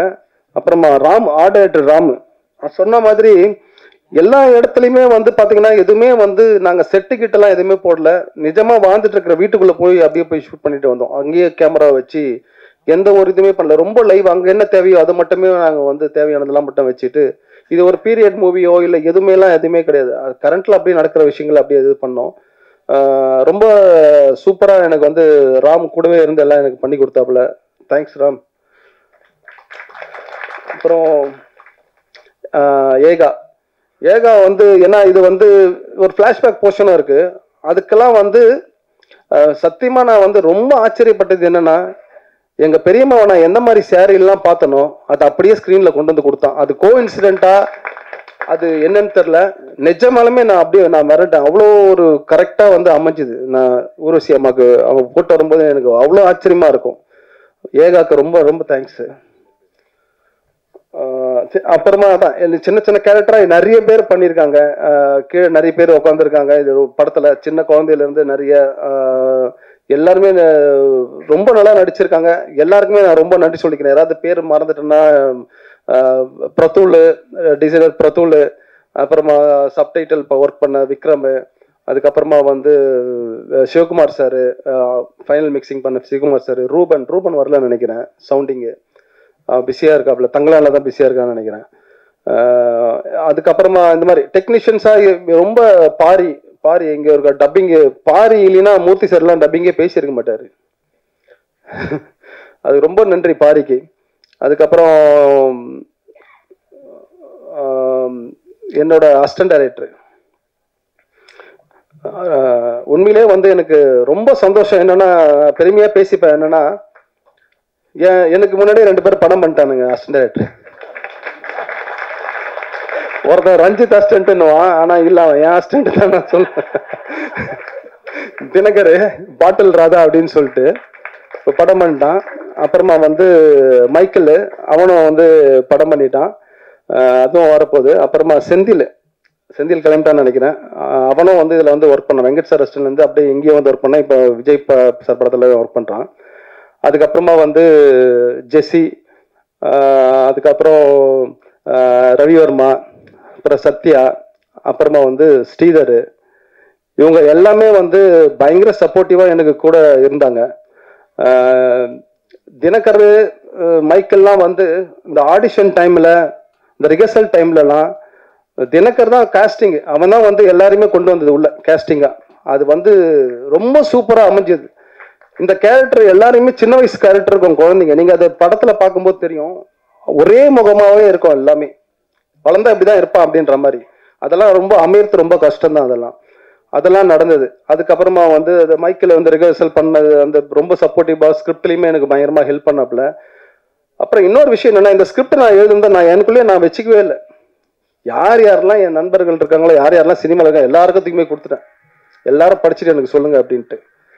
எல்லாருமே எல்லா இயக்குனர்கள் இருக்கிற ஃப்ரெண்ட்ஸு இவங்க எல்லாருக்குமே, சினிமாக்குள்ள பழக்கமான எல்லாருமே பார்த்துட்டு படிச்சுட்டு எனக்கு நிறைய கருத்துக்கள் சொன்னாங்க, நிறைய விஷயங்கள் சொன்னாங்க. நான் அதை எல்லாத்தையுமே நான் மாற்றிக்கிட்டேன். அது ஒரு சினிமாவை நம்ம எப்படி கொடுக்குறது, அதே ரசனையாக ரசிக்கிற மாதிரி எப்படி கொடுக்குறது அப்படின்னு சொல்லிட்டு, அது எல்லாரோடைய அந்த உழைப்பு தான் வந்து இது ஒரு நல்ல ஒரு என்டர்டெயின்டான ஒரு ஒரு ஒரு பொருளாக இன்னைக்கு வந்து ஒரு படமாக வந்து நிற்குதுன்னு நான் நம்புகிறேன் நான். ஸோ எல்லாருக்கிட்டே டிஸ்கஸ் பண்ணது எனக்கு ரொம்ப வேல்யூபான ஒரு விஷயமா நான் பார்க்குறேங்க. அதுக்கப்புறம் மேனேஜர்ஸ் டீமு, சிவகுமார் அண்ணன், முருகன் அண்ணன், இவங்கெல்லாம் வந்து பயங்கர கடுமையாக எனக்கு வந்து உழைச்சி எனக்கு வந்து ரொம்ப எந்த பிரச்சனையும் இல்லாமல் என்னை பார்த்துக்கிட்டாங்க. அப்புறமா சஞ்சய், மேனேஜர் சைடில் சஞ்சய் என்னோட தம்பி தான், எனக்கு ரொம்ப பெரிய சப்போர்ட்டாக இருந்தான். ஏன்னா அந்த ஸ்பாட்டில், ஆனால் தம்பின்னு தான், ஆனால் அவன் வந்து ரஞ்சித் சைடு தான் அவன். ஏன்னா எல்லா இடத்துலையும் எனக்கு தலையில் தட்டாத மாதிரி ஒன்று சொல்லிட்டே இருப்பான். இது வேறு, இது தேவையில்ல, இது தேவையில்ல, செலவெல்லாம் பண்ண, இது வேணாம், அது வேணாம், இதுக்கு ஓகே, தேவைன்னா யூஸ் பண்ணு, இல்லைன்னா வேணாம், அங்கே பாரு, இது தேவையெல்லாம் வந்து வெயிட் பண்ணுங்குது, இதுக்கு அனுப்பிச்சு விடு, எதுக்கு அவங்களுக்கு இது இப்படி அப்படின்னு சொல்லிட்டு நான் இது பண்ணிட்டே இருப்பான். பெரிய சப்போர்ட்டிவ். அங்கே நான் உடஞ்சி நின்னா கூட அவன் தான் எனக்கு வந்து ரொம்ப ஹெல்ப் பண்ணான். அப்புறம் மறந்துட போகிறேன், என்னோட குடும்பம், என் அம்மா, என் மனைவி, என் தம்பிங்க, தம்பி ஒய்ஃபுங்க, என் பசங்க எல்லாருமே ரொம்ப சப்போர்ட் பண்ணாங்க. அவங்க இல்லைன்னா நான் இங்கே இல்லை. ஏன்னா உங்களுக்கு தெரியும், சினிமாக்குள்ளே வந்துட்டு ரொம்ப போராட்டமாக ட்ரை பண்ணிட்டு இருக்கும்போது எல்லாமே என்னோட தம்பிங்க தான். என் தம்பிங்கெல்லாம் எப்படின்னா, நான் எதுக்கு சொல்கிறேன்னா, செலவு காசு இல்லாமல் ரொம்ப கஷ்டப்பட்டு இருப்பேன். வந்து சரின்ட்டு ஹேங்கர்லேருந்து பேண்ட் எடுத்து போட்டு வெளியே போனால் கை விட்டால் ஒரு 500 காசு இருக்கும். எவன் வச்சானே தெரியாது. அந்த மாதிரிலாம் வந்து என்னுடைய கொடுப்பனை தான் நான் நினைக்கிறேன். நான் என் தம்பிங்கெல்லாம் எனக்கு குடும்பம் அமைஞ்சது. எனக்கு எல்லா படத்தை பற்றி டிஸ்கஸ் பண்ணுவாங்க. ரஞ்சித் படத்தையும் பற்றி எதுவாக இருந்தாலும் நல்லா இருக்குன்னு நல்லா இல்லை, இது பயங்கரமாக நடக்கும் ஆர்குமெண்ட் வீட்டில். அது வந்து எனக்கு ரொம்ப ஆரோக்கியமாக நான் நினைக்கிறேன் நான் அதை. அப்போ என்னுடைய நண்பர்கள், சின்ன வயசு நண்பர்கள், எனக்கு பெரிய நிறைய ஃப்ரெண்ட் சர்க்கிள் இருக்காங்க. எல்லாருக்குமே நான் இந்த இடத்துல ரொம்ப நான் நன்றி சொல்லிக்கிறேன். அப்புறம் வந்து சிவா, இவர் காமராஜன், எல்லாருமே இந்த டீம் இப்போ வந்து ப்ரொமோஷன் பண்ணிட்டு இருக்க பீட்ரூட், சுதீர், ஆல்டோ, இவங்க எல்லாருக்குமே ரொம்ப நன்றி சொல்லிக்கிறேன். இந்த படம் ஏன் நீங்கள் தயவு செஞ்சு பார்க்கணும் அப்படின்னா, தவறாமல் உங்கள் அம்மாவை கூப்பிட்டு வந்து இந்த படத்தை பாருங்கள். இது அம்மா மட்டும்தான் கூட்டு வரணும் கிடையாது. அக்கா கூட பிறந்தவங்க, தங்கச்சி கூட பிறந்தவங்க, அண்ணன் கூட பிறந்தவங்க, தம்பி கூட பிறந்தவங்க, பேசாமல் இருக்கிறீங்களா கூட நீங்கள் தயவு செஞ்சு இந்த படத்தை போய் பாருங்கள். எங்கேயாவது ஒரு இடத்துல உங்களை வந்து இந்த படம் வந்து கட்டாயமாக உங்களை கனெக்ட் பண்ணும். படம் பார்த்துட்டு வெளியில் வந்தீங்கன்னா கட்டாயமாக அம்மாவுக்கு ஃபோன் எடுத்து எப்படிமா இருக்க, சாப்பிட்டியான்னு ஒரு வார்த்தை நீங்கள் கட்டாயமாக கேட்பீங்க. அப்படின்றது இந்த படம் கட்டாயமாக உங்களை செய்யும் நான் நம்புகிறேன். இதை தாண்டி வேற யாரையாவது நான் விட்டுருந்தா கட்டாயமாக அது கவனிக்காமல் மறந்தான் விட்டுருப்பேனே தவிர அப்படி ஒரு இது கிடையாது. தயவு செஞ்சு அப்படி தப்பாக நினச்சிக்காதீங்க. ரொம்ப நன்றி, ரொம்ப நன்றி. ரொம்ப நேரம் உட்காந்து பேச வச்சு ரொம்ப தேங்க்ஸ். இந்த மேடையே இவ்வளோ அழகாக நகைச்சுவையாக கொண்டு போனார்னா இந்த படம் எவ்வளோ நகைச்சுவையாக கொண்டு போயிருப்பாருன்றது நமக்கு தெரியுது. வாழ்த்துக்கள் சார். அடுத்து நான் பேச அழைக்கிறோம். சகல சந்தோஷமும் அம்மாவுக்கு நிகர் அவரே, ஆயுள் உள்ளவரை ஒலிக்கும் ஒரு குரல் அம்மா, உறவுகள் வாழ உறவுகளோடு வாழ ஒரு படம் தந்தவர் இந்த தயாரிப்பாளர். அவரது அம்மாவே பார்த்து பாராட்டிய படம் ஜே பேபி. வாழ்த்துக்களோடு அழைக்கிறோம் பா ரஞ்சித் அவர்களை. ஜெய் பீம். ரொம்ப சந்தோஷம், மகிழ்ச்சி. ஒரு யார்கிட்ட இருந்தார் எங்கள் சார் வந்துட்டு போனார். ரொம்ப சந்தோஷமாக இருந்தது. விபி சார் அட்டகத்தி படத்துக்கு வந்து ஒரு பெரிய ஆதரவை எனக்கு கொடுத்தவர். சுரேஷ் அண்ணன் படத்துக்கும் அவர் வரணும்னு சொல்லிட்டு ஆசைப்பட்டோம். நான் ரொம்ப கோவமாக தான் இந்த இண்டஸ்ட்ரிக்குள்ளே வந்தேன். என்னுடைய கோவத்தை என்னாலே கட்டுப்படுத்த முடியாது. ரொம்ப எங்கள் அம்மா கூட சொல்லுவாங்க, எங்கள் தாத்தா பேர் வந்து கீரமுல்லுன்னு சொல்லுவாங்க. ஏன்னா சும்மா அப்படின்னு இருக்குன்னு குத்துனாலே கோவம் வரும் எங்கள் தாத்தாக்கு அப்படின்னு சொல்லிட்டு. அதனால் எங்கள் அம்மா அடிக்கடி என்னையும் அது மாதிரி சொல்லிட்டு இருப்பாங்க, டே கீரமுள்ளு மாதிரி கோவம் வருதுடா அவனுக்குன்னு சொல்லிட்டு. அந்தளவுக்கு கோவத்தோடு வந்தவன் நான். ஆனால் ஃபஸ்ட்டு படம் ஒர்க் பண்ணுறப்போ வந்து ஃபஸ்ட்டு சினிமாக்குள்ளே வந்தவொடனே வந்து தகப்பன் சாமின்னு ஒரு படம் ஃபுல் லென்த்தாக அந்த படம் தான் ஃபுல்லாக ஒர்க் பண்ணேன். அந்த படத்தில் எனக்கு ஒரு அனுபவம் கிடைச்சிது. அதுதான் சினிமான்னு நான் நினச்சிட்டு இருந்தேன். ஒரு எல்லா விதமான அனுபவங்களும் நிறைந்த ஒரு படம் அது. ஆனால் அந்த படத்துக்கு அப்புறம் நான் வந்து ஒர்க் பண்ணது வந்து சென்னை 28. அப்படியே டோட்டலாக எது சினிமான்னு நினச்சிட்டு வந்தோமோ அதை அப்படியே மாற்றி வேலை செய்கிறதும் சரி, கதையும் சரி, புதுசாக ஒரு லைஃப்பை உண்டாக்குன ஒரு படமாக எனக்கு வந்து இருந்தது. அண்ட் வந்து சென்னை 28 வந்து நான் எல்லா வேலைகளும் நான் செஞ்சேன். நான் ஒரு படத்தை வந்து கோபம் இல்லாமல் அன்பாக சிரித்து சந்தோஷமாக எடுக்க முடியும். அந்த படம் வந்து மக்களுக்கு வந்து பிடிச்ச படமாகவும் மாறும். அப்புறம் வந்து சினிமா என்பது வந்து ஒரு ரசனை சம்மந்தப்பட்ட விஷயம்தான். ஏற்கனவே மக்கள் மனதில் புகுத்தப்பட்ட இல்லை மக்கள் விரும்புகிற ஒரு கமர்ஷியல் யுக்தி அப்படின்றத வந்து உடைச்சு வெற்றி பெற்ற படம் தான் வந்து சென்னை 28.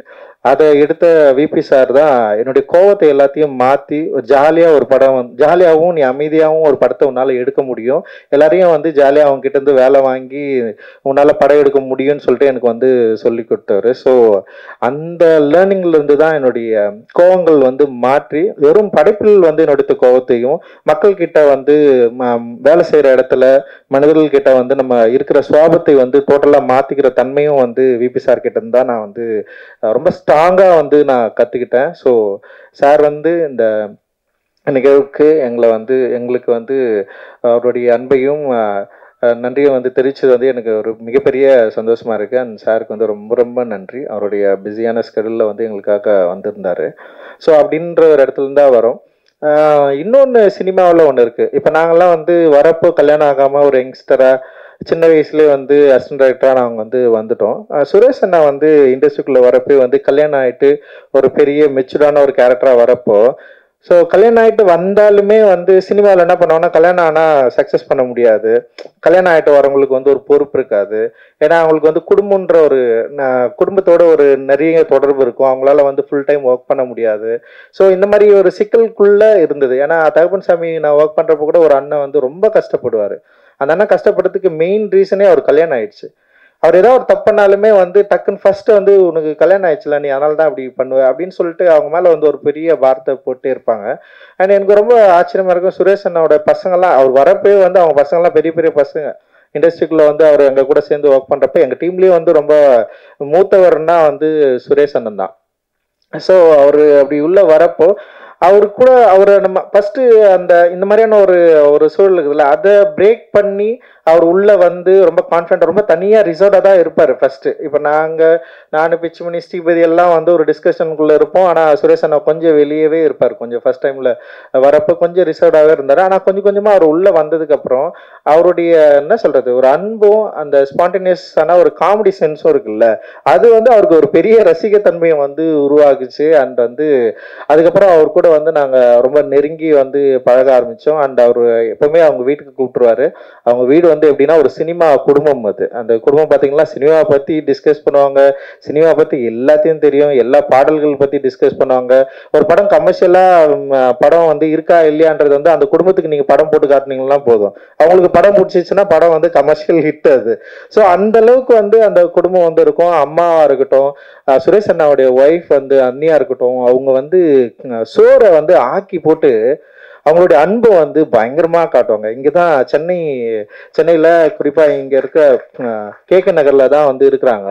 அவங்க வீட்டில் நீங்கள் போனீங்கன்னா அப்படியே வந்து வாழை இலை பெருசாக போட்டு வந்து எல்லா விதமான கறியும் வச்சு அப்படியே சோத்தை வந்து நிறைய கொட்டி சாப்பிட சொல்லி அவ்வளோ அன்பை வந்து கொடுக்குற ஒரு குடும்பமாக வந்து சுரேஷ் அண்ணா குடும்பம். அவங்க அம்மா வந்து பயங்கரமாக வந்து சாப்பிட சொல்லுவாங்க, அன்னிங்க பயங்கரமாக சாப்பிட சொல்லுவாங்க. சஞ்சய் அவங்க பசங்க நீங்கள் இப்போ கூட போனீங்கன்னா அந்த குழந்தைங்கள்லாம் வந்து அவ்வளோ உரிமையாக வந்து அங்கிள்னு கூப்பிடும்.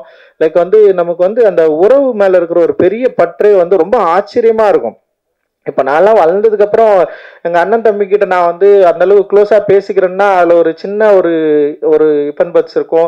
என்னால் வந்து அவ்வளோ க்ளோஸாலாம் இருக்க முடியாது. ஆனால் சுரேஷ் அண்ணனை பார்த்தா அவங்க அண்ணன் தம்பிங்க எல்லாருமே இன்னைக்கு வரைக்கும் வந்து அவ்வளோ க்ளோஸாக அவங்களால இருக்க முடியுது. அந்த உறவு அவங்களால குறிப்பாக சென்னையில் அவங்க இருந்த காலகட்டம் வந்து ஃபுல்லாக வயல்வெளிகள் நிறைந்த ஒரு கேகே நகரில் வசிச்சிருந்த ஒரு ஆள் இன்னைக்கு வந்து முழுக்க பில்டிங்காக மாறி போன ஒரு இடத்துல வந்து அந்த பில்டிங்குள்ள தங்களுடைய உறவை வந்து அந்த குடும்ப உறவை வந்து காப்பாற்றிக்கிட்டு அதை அவங்க வந்து அதை கொண்டாடுற விதம் இருக்குதுல்ல, அது வந்து பயங்கரமாக நமக்கெல்லாம் ஒரு பெரிய பாடமாக இருந்தது. அண்ட் அதுவுமே அவர் கூட எனக்கு வந்து ஒரு பெரிய ஒரு க்ளோஸ் ரிலேஷன்ஷிப்பை வந்து உருவாக்குச்சு. அவர்கிட்ட நான் எப்பவுமே வந்து ஒரு ஒர்க்கராக நான் டீல் பண்ணதே ஒரு அண்ணனாக தான் நான் அவரை எப்பவுமே நான் வந்து பார்த்துருக்கேன். எல்லாருக்குமே எங்கள் டீமில் எல்லாருக்குமே வந்து சுரேஷன் ஏதாவது பிரச்சனைனா சுரேஷன் சொல்லுவார். அவரோட டிமாண்ட் இல்லாத ஒரு பர்சன். அவருக்குன்னு ஒரு தேவையோ இல்லை எனக்கு இது வேணும் இது வேணாம் இல்லை நான் இப்படி தான் அப்படின்னு எதுவுமே இல்லாமல் அவர் பாட்டுன்னு வருவார், ஒர்க் பண்ணுவார், பயங்கர சப்போர்ட்டிவாக இருப்பார்.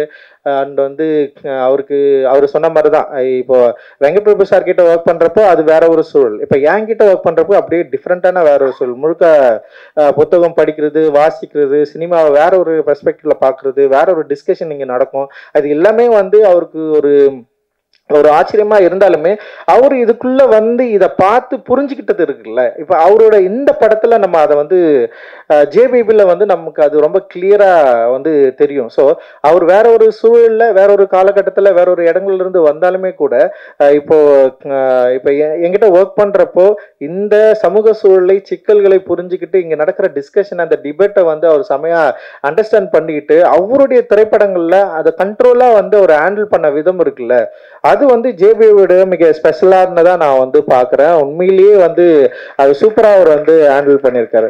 அவருடைய ஃபர்ஸ்ட் படம் வந்து அவரோட ஸ்கிரிப்ட் வந்து என்கிட்ட கொடுத்தாரு. அது ஏன் பண்ணல அப்படின்னு, எனக்கு ரொம்ப பிடிச்ச படம் பயங்கரமா கமர்ஷியலா இருக்கும், ரொம்ப காமெடியா இருக்கும். ஆனா அதுல எனக்கு ஏன் பிடிக்கலன்னா அது வந்து ஒரு ட்ரக்கை மையப்படுத்தி இருக்கிறதுனால இதுல நீளம்ல பண்ண முடியாதுண்ணா. ஏன்னா வந்து இது வந்து திடீர்னு இது வந்து ஒரு குளோரிஃபை பண்ற மாதிரி மாறிடும், அது ஒரு என்ஜாய் பண்ற மாதிரி மாறிச்சுன்னா வந்து அதுதான் இந்த படத்துல. ஏன்னா எனக்கு அவர் ரொம்ப க்ளோஸ், எனக்கு ரொம்ப பிடிக்கும்.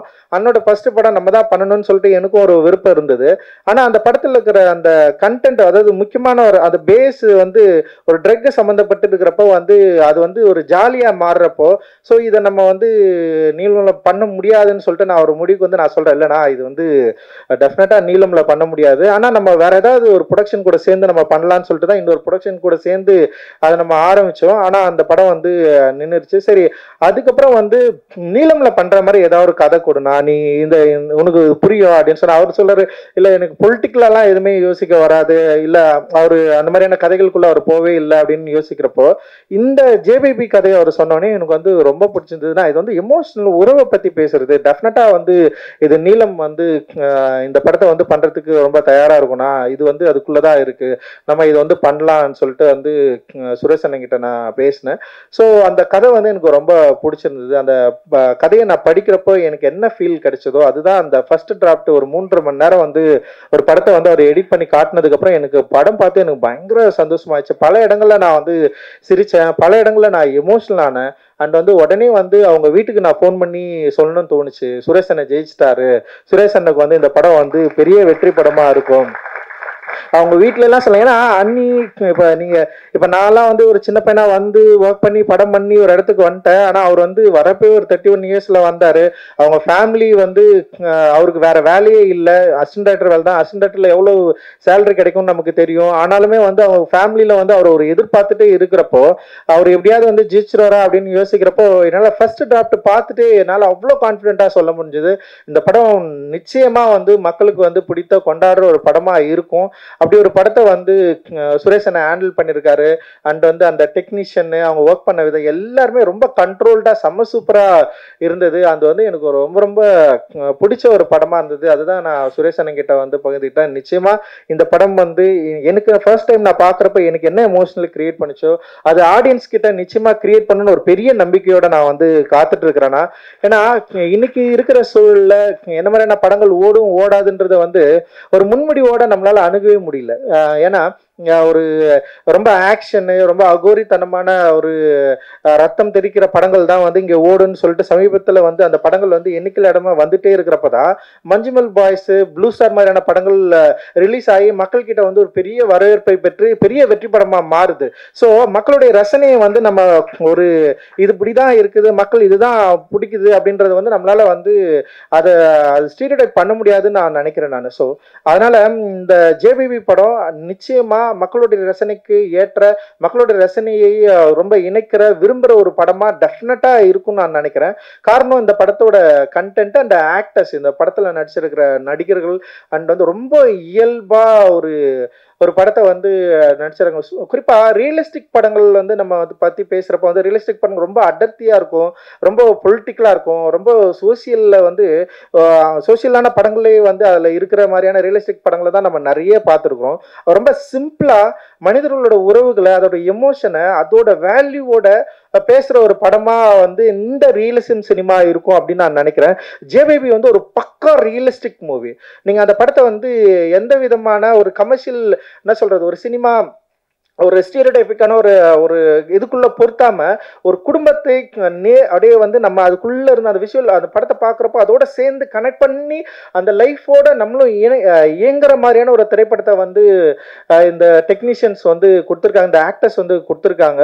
லைக் வந்து சினிமாட்டோகிராஃபியை பற்றி நான் பேசி ஆகணும். அண்ட் வந்து செம்ம லைவாக இருக்கும், அதோட ஃப்ரேமிங் சென்ஸாக இருக்கட்டும், லைக் அதோட கலர்ஸ் ரொம்ப எனக்கு என்னன்னா மஞ்சுமல் பாய்ஸோட வெற்றி வந்து என்னன்னு கேட்டிங்கன்னா அதோட இயல்பு தன்மை தான், ஒரு எளிமை தான். அந்த எளிமையை வந்து மக்கள் வந்து அதை அப்படியே அக்செப்ட் பண்ணிக்கலாம். அதில் வந்து திரைக்கதை பயங்கரமாக இருக்கணும்னு யோசிச்சிருக்க மாட்டான், ரொம்ப சிம்பிளாக இருக்கும். ஒரு ஆக்டருக்கு, ஒரு நடிகருக்கு, ஹீரோவுக்கு ஒரு சாங்கு இல்லை வந்து அப்படின்னு சொல்லிட்டு எந்த கேரக்டரையும் வந்து தனியாக பிரிக்காமல் ரொம்ப இயல்பாக சிம்பிளாக பண்ணியிருப்பாங்க.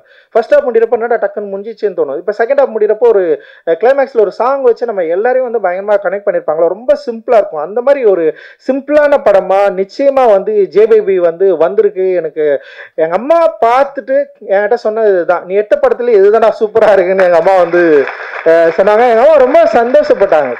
இப்ப அட்டகத்தி படம் பார்த்து முடிச்சோடனே எங்க அம்மாவுக்கு அந்த படம் புரிஞ்சுதான்னு கூட எனக்கு தெரியாது. எங்க அப்பா அதான் சொன்னாரு, என் கதையை எடுத்து நீ படம் ஜெயிச்சுடா அப்படின்னு சொன்னாரு எங்க அப்பா.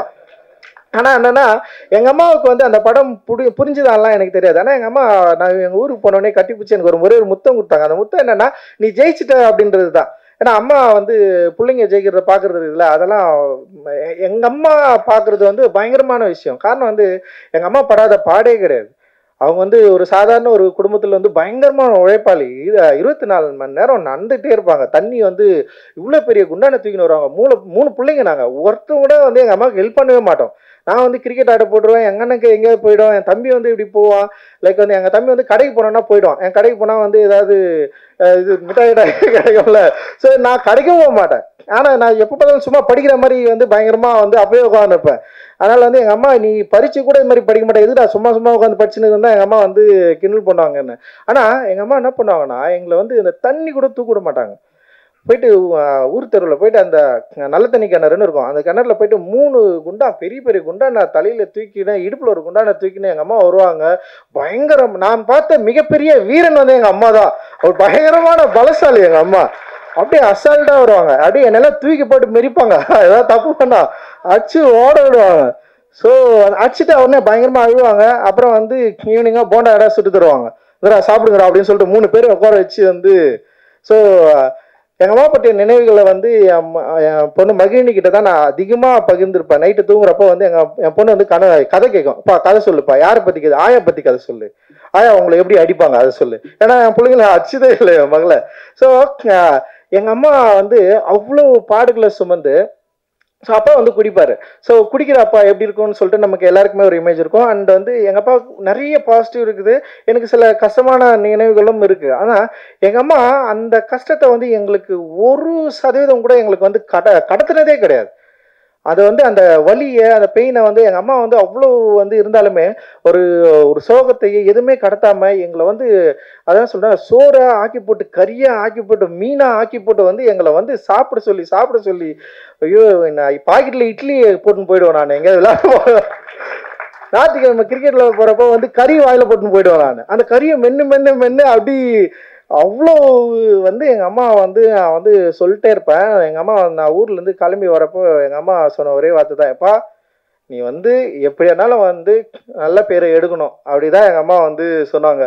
ஸோ எங்கள் அம்மா சந்தோஷப்படுற மாதிரி, எங்கள் அம்மா வந்து மகிழ்ச்சி அடைகிற மாதிரி வந்து என் ப்ரொடக்ஷனில் ஒரு படம் வந்திருக்கு. எங்கள் அம்மா பார்த்து ரொம்ப சந்தோஷப்பட்டாங்க. எங்கள் அம்மாவுக்கு வந்து எல்லா அம்மாவுக்குமா தான், ஒரு தலித் குடும்பத்தில் இருக்கிற அம்மாவுக்கு வந்து ஒரு பிரச்சனை கேட்பா, நீ எங்கே போனாலும் நீ யாருன்னு கேட்டால் சொல்லாதன்னு சொல்லுவாங்க, நீ என்ன கறி நீ சாப்பிட்றன்னு கேட்டு இதெல்லாம் செய்யாதுன்னு சொல்லுவாங்க.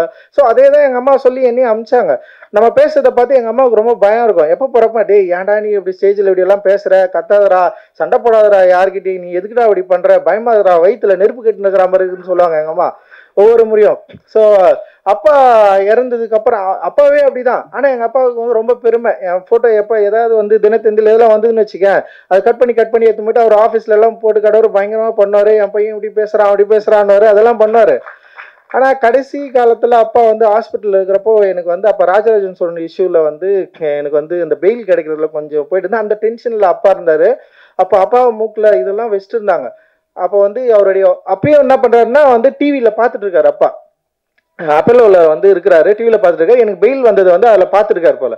பார்த்துட்டு அவருக்கு பயங்கர சந்தோஷமாயிடுச்சு. போனால் வந்து அவர் கண்ணிலேருந்து கண்ணீர் வந்தது. டே இது மாதிரி வந்து உனக்கு பெயில் கிடைச்சதை பார்த்தேன்ப்பா, நீ இது மாதிரிலாம் பேசாதப்பா, அதெல்லாம் பண்ணாதப்பா அப்படின்னா. அப்போ நான் சொன்னேன்ப்பா நம்ம பேசலைன்னா வேறு யார்ப்பா பேசுவாங்க, நம்ம தான் பேசி ஆகணும் அப்படின்னு சொன்னாலே வந்து அவருக்கு வந்து அந்த பயம் இருந்தாலுமே, அம்மாவுக்குமே அந்த பயம் இருந்தாலுமே, அம்மா வந்து என்னை வந்து இப்போ வரைக்கும் நம்ம வீட்டுக்கெல்லாம் போனால் ரஞ்சம்மான்னு கூப்பிடுவாங்க. என்ன ரஞ்சம்மா, எங்கள் அம்மாவுக்கு பொண்ணு இல்லை, அதனால என்னை வந்து ரஞ்சம்மா ரஞ்சம்மா தான் கூப்பிடுவாங்க.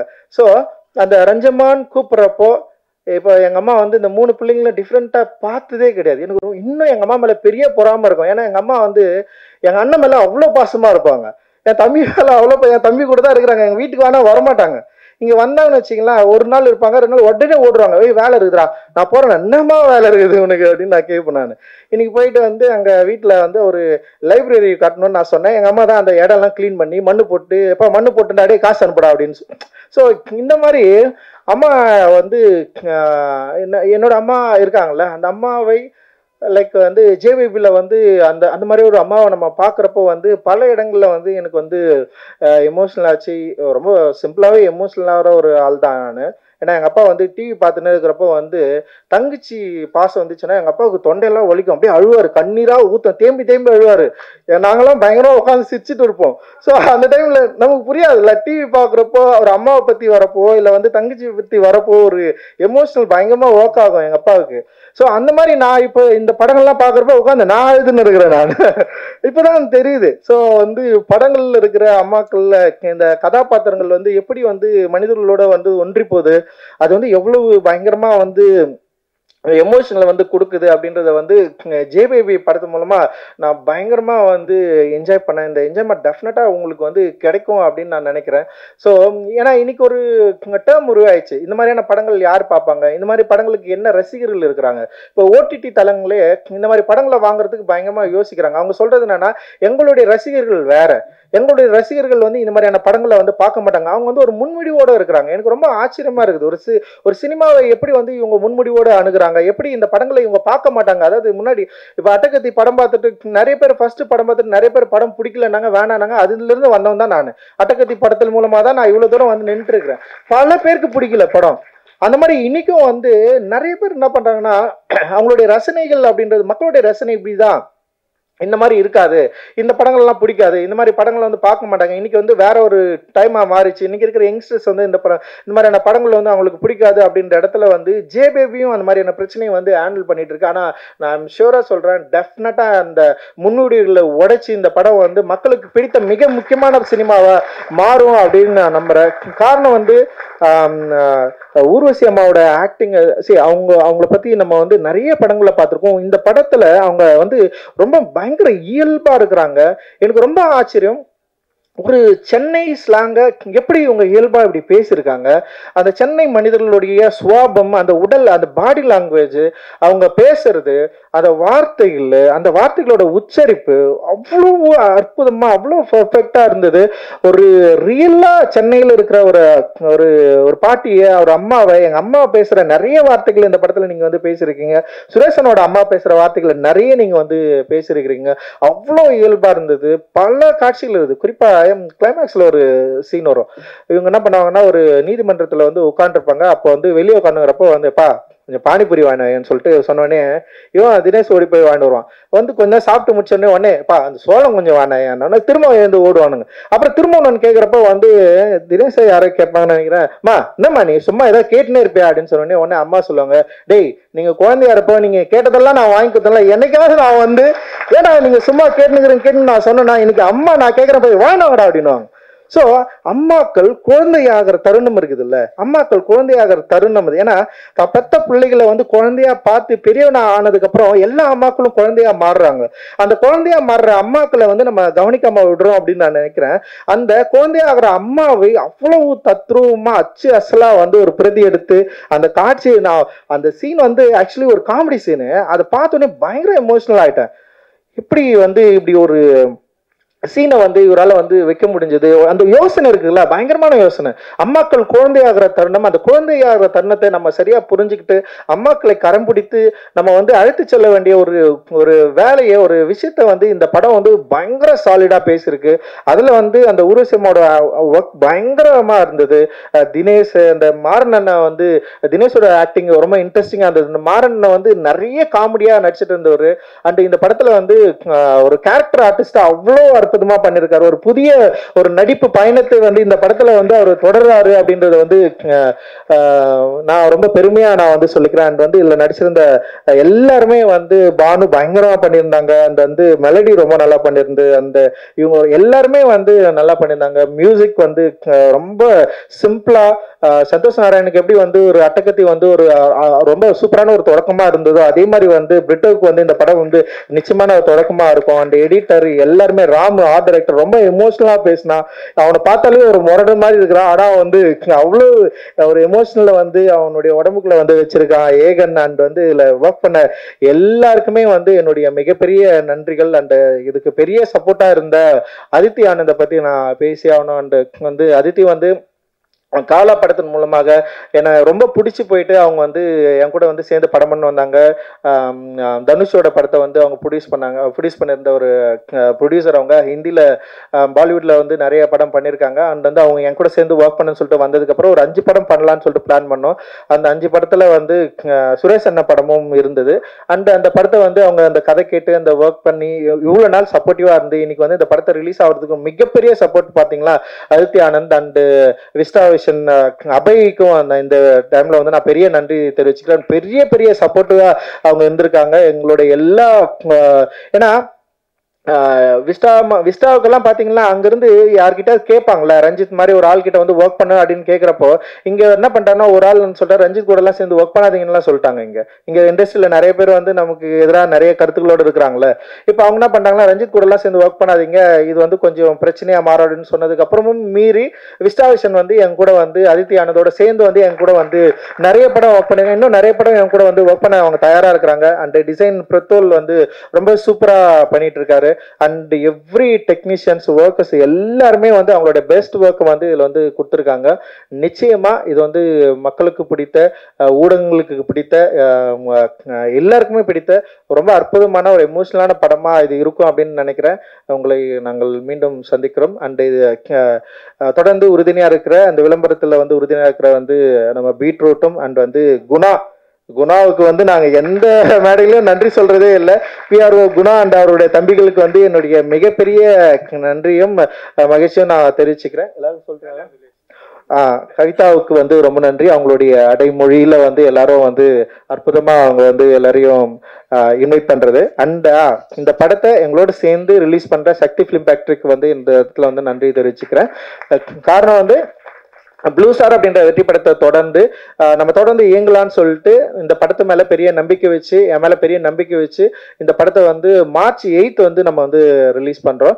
அண்ட் அவங்க வந்து ஒரு பெரிய சப்போர்ட்டிவாக இருந்தாங்க. அண்ட் சக்திவேலனுக்கு வந்து என்னுடைய மிகப்பெரிய நன்றிகள். March 8 வந்து மகளிர் தினத்தை முன்னிட்டு இந்த படத்தை வந்து ரிலீஸ் பண்ணுறோம். அண்ட் எல்லாருமே உங்களுடைய அம்மாக்களோட வந்து இந்த படத்தை பார்க்கணும் அப்படின்னு சொல்லிட்டு நாங்கள் வந்து வேண்டுகோள் வைக்கிறோம். குறிப்பாக இந்த படம் தியேட்டர் அனுபவத்துக்காக எடுக்கப்பட்டது. தியேட்டரில் நம்ம எல்லாரும் ஒன்று கூடி தேட்டரில் வந்து அந்த படத்தை பார்த்து நம்முடைய உணர்வுகளை சந்தோஷத்தை பகிர்ந்துக்கணும் கொண்டாடணும் அப்படின்ற விருப்பத்தோடு எடுக்கப்பட்ட படம். நிச்சயமாக நீங்கள் எல்லோரும் தேட்டரில் வந்து இது வந்து படம் பார்க்கணும். உங்களுக்கு விருப்பமான தேட்டர்களில் இந்த படம் வந்து ரிலீஸ் ஆகும். நீங்கள் வந்து வரணும், பெரிய ஆதரவை எங்களுக்கு தரணும், தொடர்ந்து நல்ல சினிமாக்களை தமிழ் சினிமாவில் தொடர்ந்து எடுக்கணும் அப்படின்றது தான் எங்களோட விருப்பம். உங்களுடைய பெரிய ஆதரவுக்கும் பெரிய வாழ்த்துக்களுக்கும் பெரிய நன்றி நன்றி நன்றி. மகிழ்ச்சி. ஜெய்பீம். தேங்க்யூ. இப்போது படக்குழுவினரோட ஒரு புகைப்படம்.